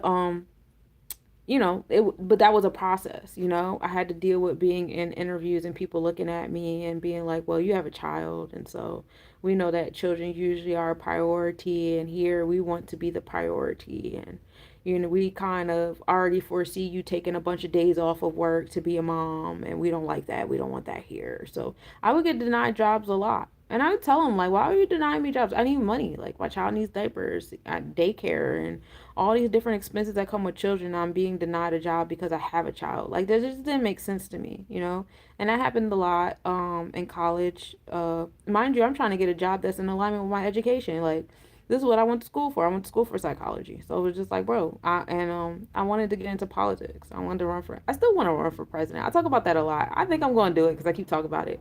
I don't know what kind of president, but I'm gonna be a president somewhere. But yeah, like, but that's what I wanted. And so it was like, I'm trying to go up this ladder. And then even when I had my second son, I had got a really good city job. I was very happy to be there. And I was like, yo, I'm in here. I'm in City Hall. This is going to be the stepping stone for me. What they did was a couple months before I had my son, they demoted me to part-time seasonal. And then a month before I had my son, they laid me off. So I couldn't get maternity leave. I had nothing. I had nothing. And unemployment, I don't know how fast unemployment moves now, but unemployment back then, I had to wait like a whole 6 something months before I got my unemployment. And by then, they were trying to say that I didn't qualify for it because I had been unemployed for so long. Like, why are you, And it's just like, because you guys drag your feet with paperwork. What am I supposed to do? Like, I got laid off a month before I had my baby. And I've been working at this job for a minute. Like, and I wanted to come back because, bro, I finally got into City Hall. I told you guys, I went to school for this shit. I wanted to be here. You know what I'm saying? So it kind of hurt my feelings. Like, that's what y'all think of me. But, it's really dope, like, to see uh mothers, being able to work now and have businesses and take their children to work and all that stuff like that. Like, I can only imagine what my mom went through. My mom had 3 kids at my age. She had 3 kids. Shit, she had a grandkid. She had 3 kids, a grandkid, and twins on the way when she was my age. Jesus Christ. I only got 2 kids. And they're big. And so, I can only imagine, the kind of, but my mom was also blessed to have a lot of jobs that were like family owned, that kind of were like, we're family owned. There's a lot of mothers here. It was kind of like a network of mothers, but not everybody is blessed like that. You know what I'm saying? So, keeping that kind of mindset. Yeah, you surround yourself with what you feel comfortable with.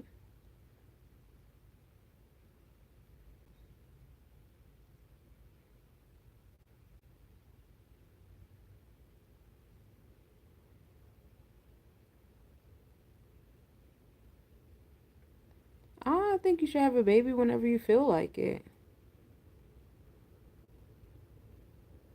I like when I had my baby. Some people want to have their babies older. Some people are comfortable with having their babies younger.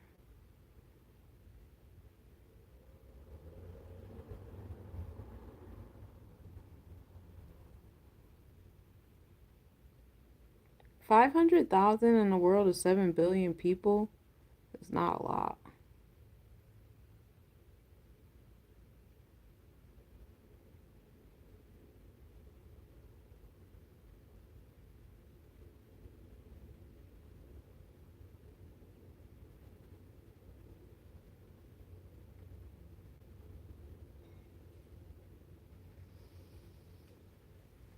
This is not the Call of Duty mobile group chat. No, it's not, Lewis.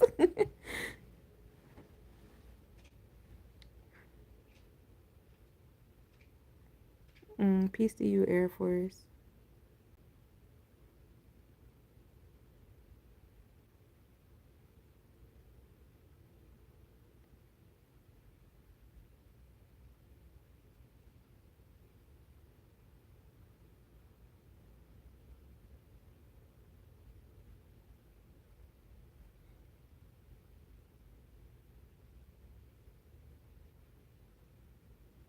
I'm glad you're happy to be here, Cherry Melanin. Peace.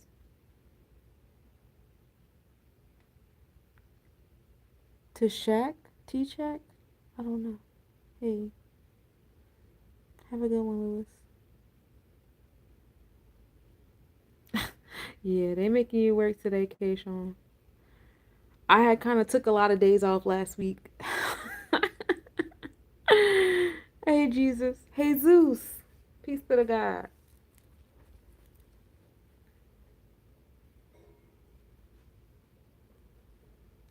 But yeah, that's my TED Talk for today.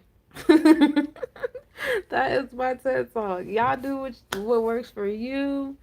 Utilize this Mars and Cancer energy. Enjoy the sun that's about to enter Draconic and Tropical Pisces. You're about to start experiencing the delusions and the imagination that you guys created for yourself with that Venus and Mercury and Pisces energy. I think we have, hold on a second, y'all.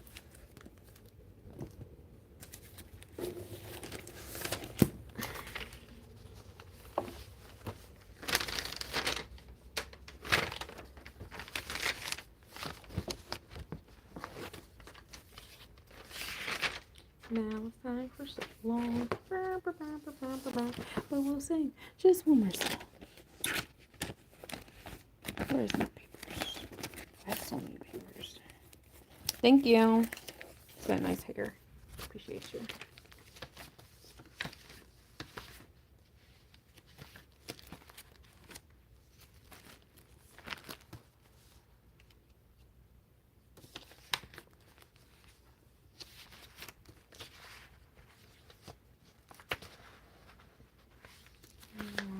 It should be on paper.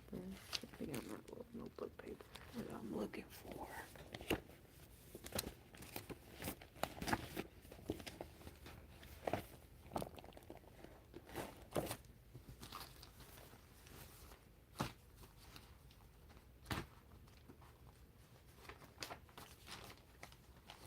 I did do a 2025 recap on my page, on my YouTube page, if you guys want to check it out. I went over all of the planetary transits during this year. I'm trying to find the paper that I had. Any other moment, because when I'm not looking for it, it's always in my face. But I guess because right now in this moment I'm looking for it, it's not in my face. And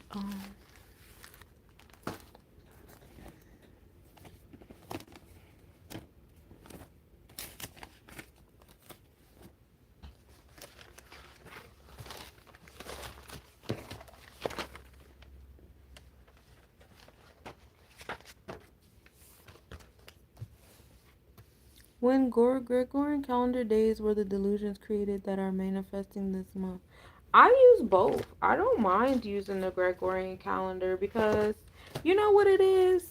It's like it's transformations, right? The rise and fall of empires. When you get into Pluto over there in Capricorn Aquarius energy, every 248 years there's a rise and fall. And what do? They change the books, they change the religion, they change the calendars and stuff like that. That's what the rise and fall is supposed to do. So whether they like it or not, they're still in alignment with the stars. You know what I'm saying? They're still being like, under that energy of like, oh, this transformation was supposed to happen on this calendar during this period of time. So even though you think you did some like, egotistical shit, you still was like doing your job. You know what I'm saying? Like you still were falling in alignment with the storyline that's supposed to happen here. So I don't mind using the Gregorian calendar. When you get into the mathematics, we're in the year of 9. This is the year of Yasad and karmic energy and reaping what you sow and all that fun stuff. You know what I'm saying? So we're still in a good space, or you could say, all right, we're in the year 2017. Some of you guys that utilize the what do you call it, what's that calendar, the Ethiopian calendar or whatever, would say that we're in the year of 1.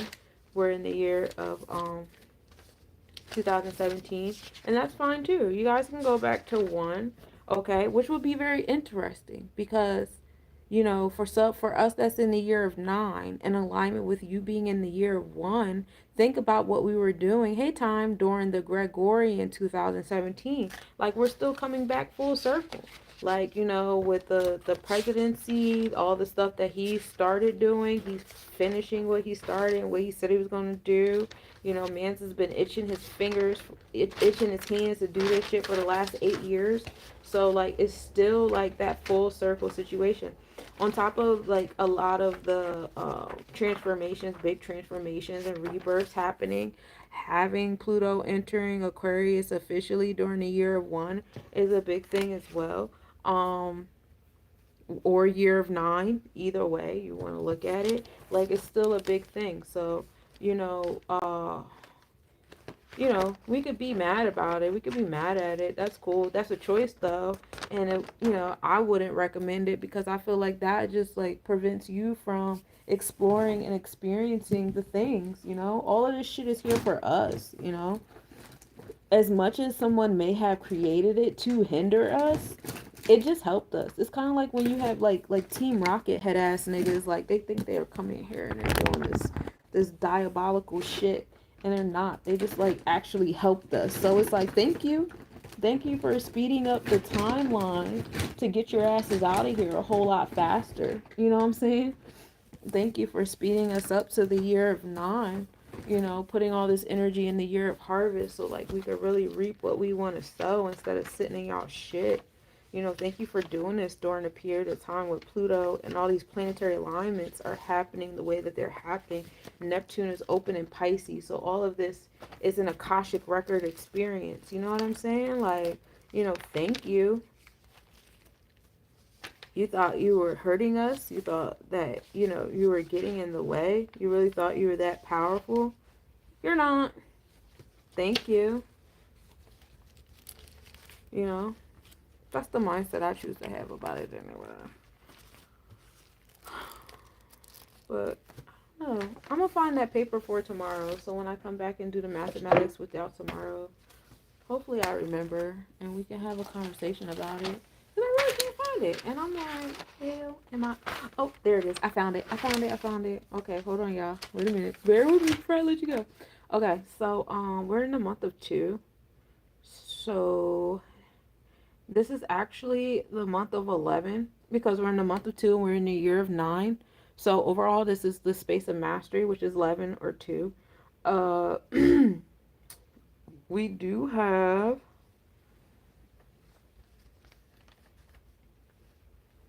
we don't have too much going in retrograde until March. We don't have anything happening in the month of 2 as far as retrograde goes.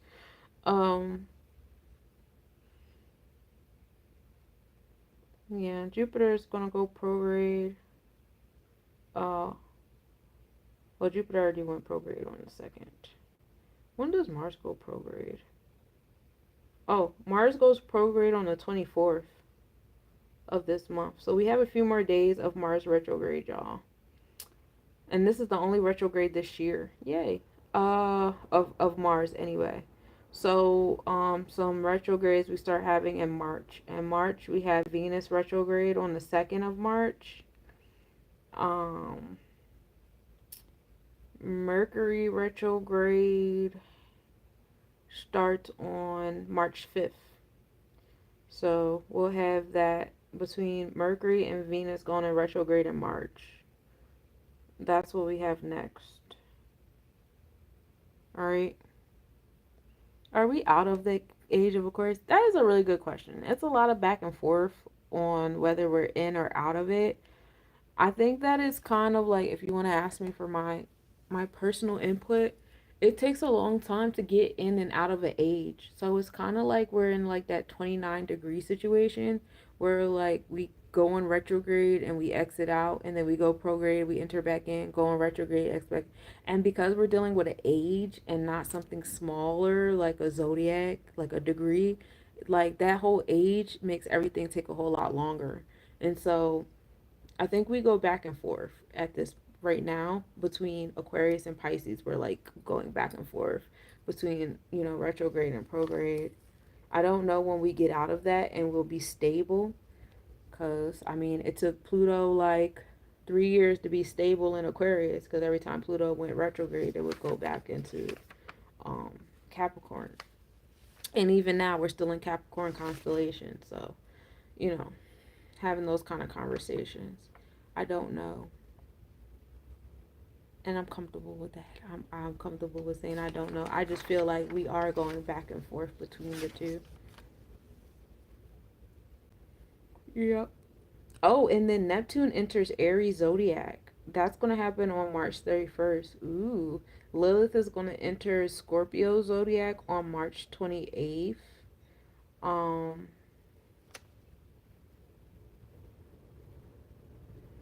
Uranus enters Taurus constellation on March 19th. So now we'll have that alignment between Uranus and Taurus zodiac, the mind and the energy chain. Both will be in Taurus. Uranus entering Taurus constellation sounds wicked.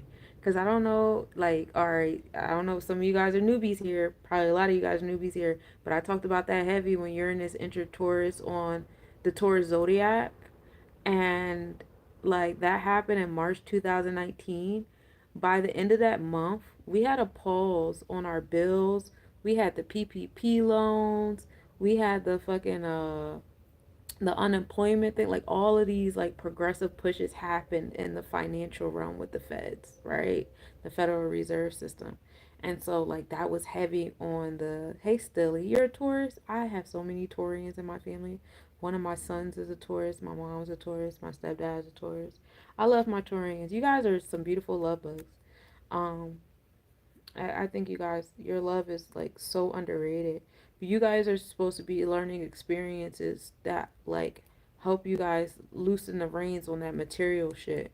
You know, having a balance between the material and the spiritual is a big thing for you guys. Work on that. But you guys are love bugs. Just learning how to like go where your love is appreciated and stand up for your love. Oh man. Maybe a lot of times where I be wanting to be a pit bull for my son and my mother. Like, what the fuck? Treat them better before I punch you. But that is not the solution. um, I love y'all though. I love me some Taurians. Y'all are beautiful, beautiful people. But yeah, so how have you been feeling the Uranus energy over there? Oh yeah. I mean, I've met a lot of low vibrational Virgos. I used to be a low vibrational Virgo. And it'd be so annoying because I meet them and they piss me off like to the highest degree. And then they'll be like, I'm a Virgo. And I'll be like, oh, that's why you're like that. Okay, cool. Because you were pissing me off. Something's wrong with you. That's because we like control. And we're very detail oriented with the control. And sometimes we don't realize how much we're projecting that shit onto other people. And it's just like, bro, if you don't get the fuck on. um, I have not really met like a irritable Taurus yet. I know that they were imbalanced because a lot of them, you know, in their own ways, I know that they were imbalanced, but I haven't met any that kind of like irritated my spirit in the Taurus realm. I think more so with me, the signs that irritate my spirit is Scorpios irritate my spirit. I meet a lot of low vibrational Scorpios, but I know meeting somebody with a Scorpio sun puts me in a space where I have to experience a transformation in my solar plexus chakra because that's what a Scorpio sun brings. They bring transformation and empowerment. And so you have to learn how to speak to that energy from a balanced solar plexus chakra. So, when I meet a Scorpio, I'm like, oh my God, how you finna play in my face? What do I gotta do here? Um, yeah, that material be the problem. Yeah, yeah, it be the problem. Thank you, time. They hit us with the fog last night. The energy was crazy too, and yeah, I met some low vibing Saggies. Now my sister and nephew, bro, Scorp irritate my soul. Yeah, Scorpios irritate my soul. When I meet one, I'm just like,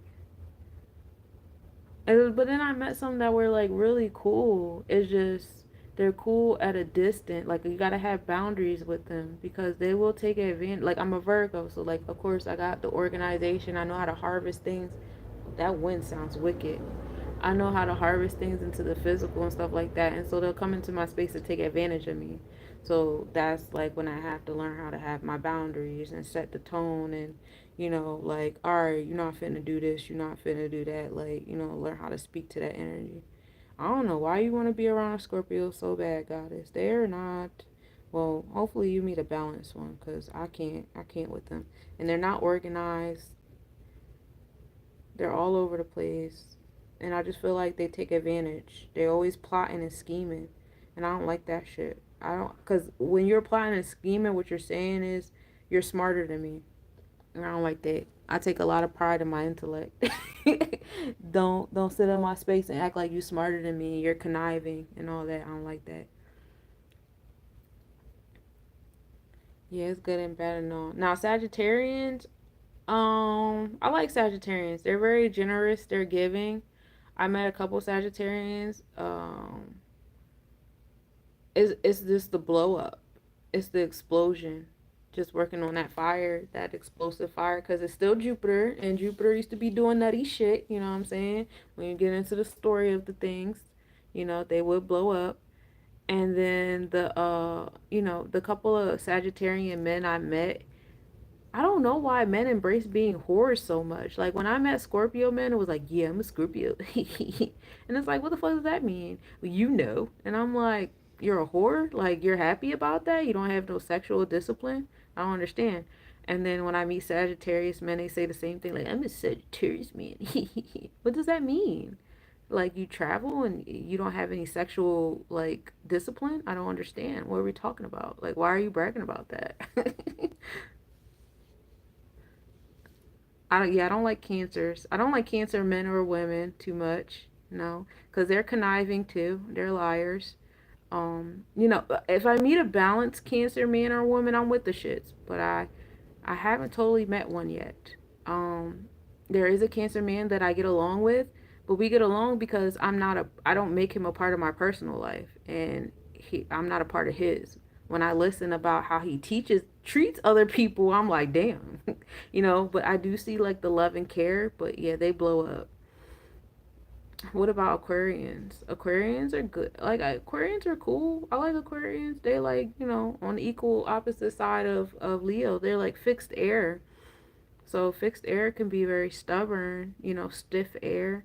Learning how to be a part of the we, humanitarian pursuits is heavy there. Giving, progressive pushing and all that stuff like that. Just learning to be more about the we and less the me. You know what I'm saying? Because Aquarians can be humanitarians, but they could be conniving because they're intellect. And so they could be like, oh, it's transactional. It's not really me giving out of the kindness of my heart. It's I'm giving because I see how I could benefit from it. And it's like that's selfish, and that's not how you're supposed to be moving. It's the Taurus. I love Taurians. Even the imbalanced ones. They just stubborn. You know why? Because I have a Taurus sun, and raising a Taurus brought me like a whole different mindset on how Taurus move. Like having a Taurus sun has helped me with dealing with my Taurus mom. You know what I'm saying? And it's like with them, the key is you got to make things seem like it's their idea. You know what I'm saying? Like with my son, he's a Taurus sun, Aquarius moon, Leo rising. You can't tell that boy what the fuck to do. And his Venus got the nerve to be in fucking Aries. He's having his Venus return. We hate it here. But the older he gets, it's really cool seeing him mature in his energy. But yeah, you gotta make shit their idea. And then you gotta give them space to adapt to it. Hey Abdul, peace. Um, like when I pitch shit to my mom, she don't take it. She be like, yeah, yeah, whatever, whatever. Yeah. And then like give her about a year. She gonna hit me up like it was her idea. Like, all right, let's go with it. And then she's also a Cancer moon too.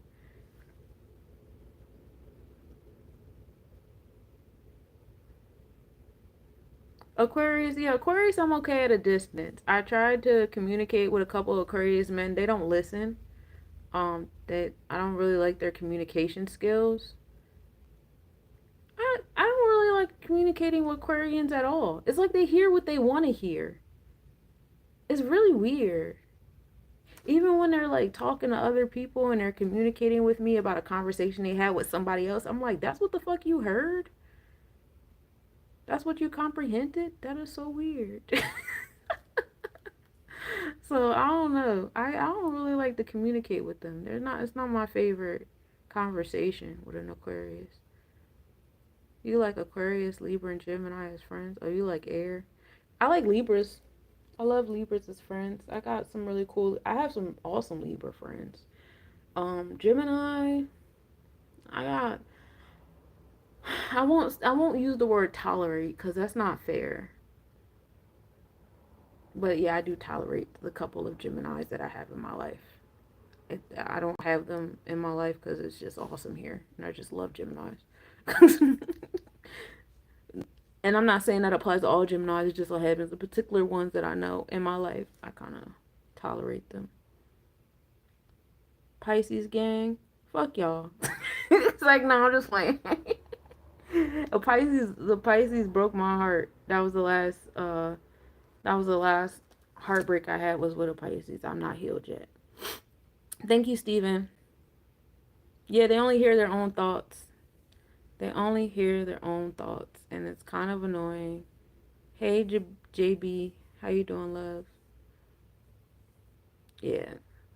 It's crazy because Pisces is my opposite, and I'm like, oh man, we could blend together. It'd be a great time.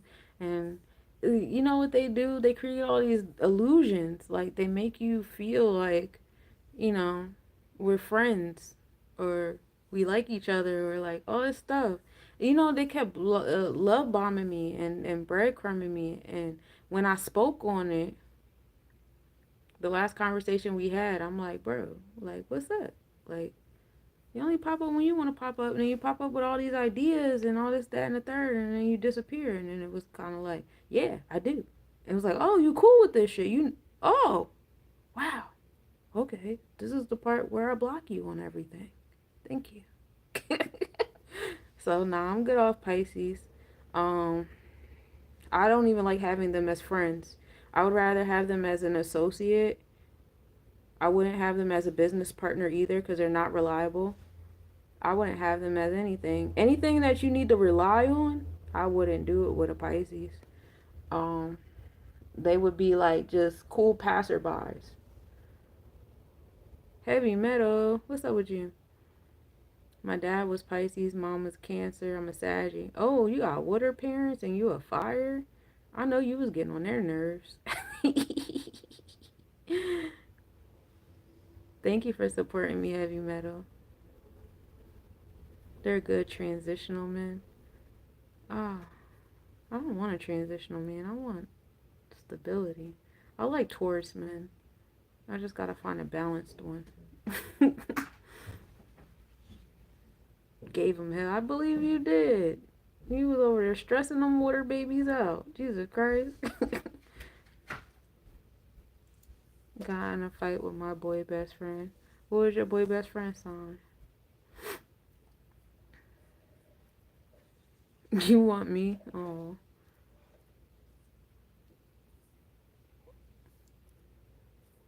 What kind of music do I listen to? I listen to a little bit of everything. Okay, Michael, you laying it on thick over there, cuz.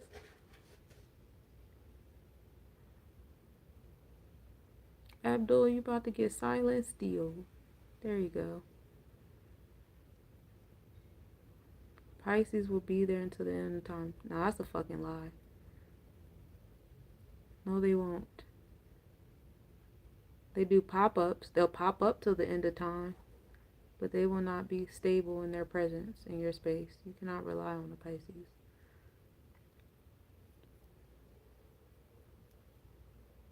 Thank you, Heavy Metal. I ain't gonna keep you out too much longer. It's about to be my birth time. I was born at 4:18, y'all. I'll let y'all go at 4:18. We'll sit here until my birth time arrives. Keep talking about signs. mm, but yeah, I think I want to like a Taurus next time. I don't know. I just don't like the signs. I don't like it when guys come around and they. I don't want. I don't want to talk to no more whores. No more whores. No more hoes. No more people giggling because they want to be polyamorous. They want to have 39 wives because they got 100 females on their friends list and it's gassing them. I'm so sick of that shit. That shit looks so childish to me. It's like a little boy, like a little 5-year-old boy, like, all these girls like me. Yeah, I'm gonna date all of them. Are you? Is that what you really want to do? You're delusional. Hey, Donnie. I wouldn't even want to date two girls. Like, women, if you're giving a woman everything that she wants, like, you wouldn't even have time, money, energy, or desire for another woman. To have time, energy, and desire for multiple women, that first woman is not getting everything that she wants. She's settling hard as shit. Or she doesn't really like you.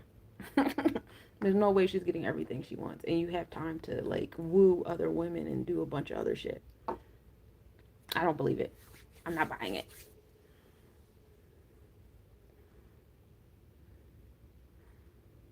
I'm dating the universe. Yeah, I'm dating myself right now. Well, at least I'm trying to. I don't even like sometimes I do want a companion, but honestly right now I want to live I want to do stuff. And I feel like every time I try to date, it feels like the whole dating process is in a way. Like, I want to be consistent in doing my readings and the podcast because I want to grow in that. And I start dating, then it'll cut into my time of doing that. You know what I'm saying? Or like now I'm spending money on paying my way on a trip or on something, an outing, a vacation, whatever. And that's taking away money from my music or, getting this bus house. Like, I just feel like mm, dating is in the way of what I'm trying to work towards right now. And unless that's somebody that's going to come in my space and actually like complement what I got going on instead of take away from it, I don't really want to be bothered, you know. I do have a dog. I have to get my dog, but I do have one. Yeah, the universe is cock blocking like shit. I don't think it's even time because every time I meet somebody and he's a nice guy at first, and he start talking that poly shit, then he start moving funny. Now I'm turned off. I'm unattracted to him because like, ew, why are you like that? Why is everybody like this right now? Like the internet just really got niggas brains scrambled. I didn't mean to say the N word. I'm trying to stop. Their brains be so scrambled and delusioned off the internet and these avatars and these fake lives. It'd be like, bro, are you serious? You're welcome, Cherry. I'm glad you had a good time. Sup, sup? Really? Congrats on your new dog. My dog's name is Scooby. I have to get him back.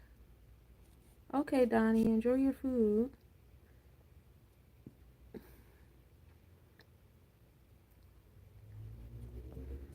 It crashed out over a prank call. That's wild. Okay.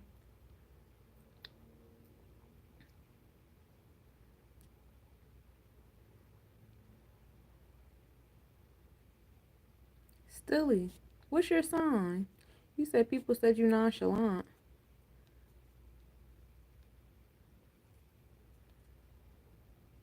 Yeah, you gotta pull up and get a reading, Donnie. Oh, Max and Scooby. Scooby and Max. My dog is very feral. He does not behave. He is so embarrassing. I can't wait to get my baby back. I miss him so much. I'm not a good disciplinarian, and it shows. I was like, if you love them, they'll act right. They're not gonna act right for you, but they'll do a little something for me. I'm not a good disciplinarian. I know my faults. I know what I'm not good at. But yeah, I can't wait to get my little baby. I'm trying to get me a bus house, y'all. Help me manifest. I'm trying to manifest this bus house so I could just be all over the place and live my best life. God told me dating was like, yeah, it just feels like, when I meet that person, they're going to add to my life and not take away. And I just don't want to be around any energy that's going to take away. I will say I'm entertaining somebody right now, but yeah, my spirit is like, yeah, this is kind of taking away. It's taking away time, money, energy. He's not adding anything to you. And he's not. I just got bored, and he's nice.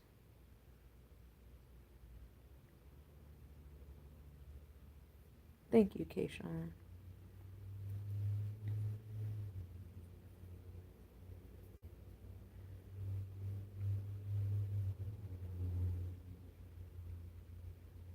We got one more minute. Oh, Max is a rescue. Peace to you. Thank you, Jordan. Hurry, y'all. We got like 30 seconds. 30 seconds?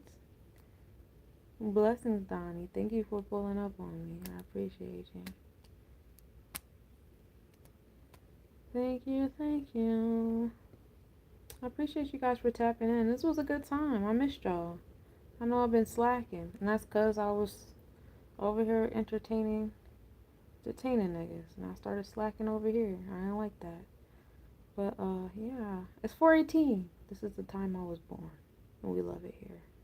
So I will see you guys tonight for the forecast. I will be back later on too. I want to try to make space to get back to the book reading. We're reading Sefer Yetzirah right now, the Book of Formation, which is really fun. Thank you. And I have another master class this Sunday. I've been doing master classes every Sunday. This master class I just did this past Sunday was tarot reading. It was good. It was so good. I can't wait to post up the recordings. And you guys will be able to purchase the recordings in separately or in bulk. I'm working on it. It's the Cosmic Nobodies University, y'all. It's in the making. It's in the making, y'all. But this Sunday, we're doing a master class on energy awareness. So I'm really excited about that. I hope you guys can pull up this Sunday. It is a free master class. So if you guys catch me on Instagram at Sunshine Monie L, you guys can, hop on my link tree too. My link tree is lesnobodies business. And you guys can see that and RSVP to the energy awareness course on Sunday. It's from 2 p.m. EST to 4:44 p.m. That's the times of the master classes every Sunday. So the next few ones I have is going to be on energy awareness, herbs and crystals, and numerology. I think those are the last three. So yeah, it's been really cool. So I'm gonna let y'all go. Good night, good morning, everybody. Oh yeah, Keishawn, I'll give you some space so you can put that in the chat for me or whatever. But see, peace to y'all on TikTok. Appreciate y'all.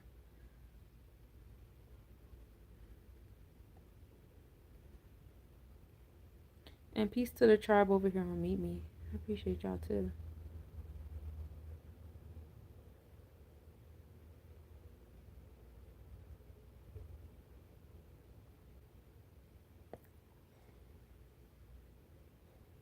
Thank you, Keishawn. It's Monie.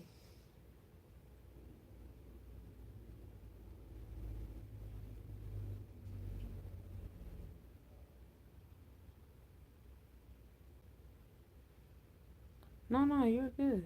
You're good. I appreciate you for showing up. Cause we've been over here falling apart without you. But I appreciate y'all. I'll see you guys later on this evening. So peace to the tribe.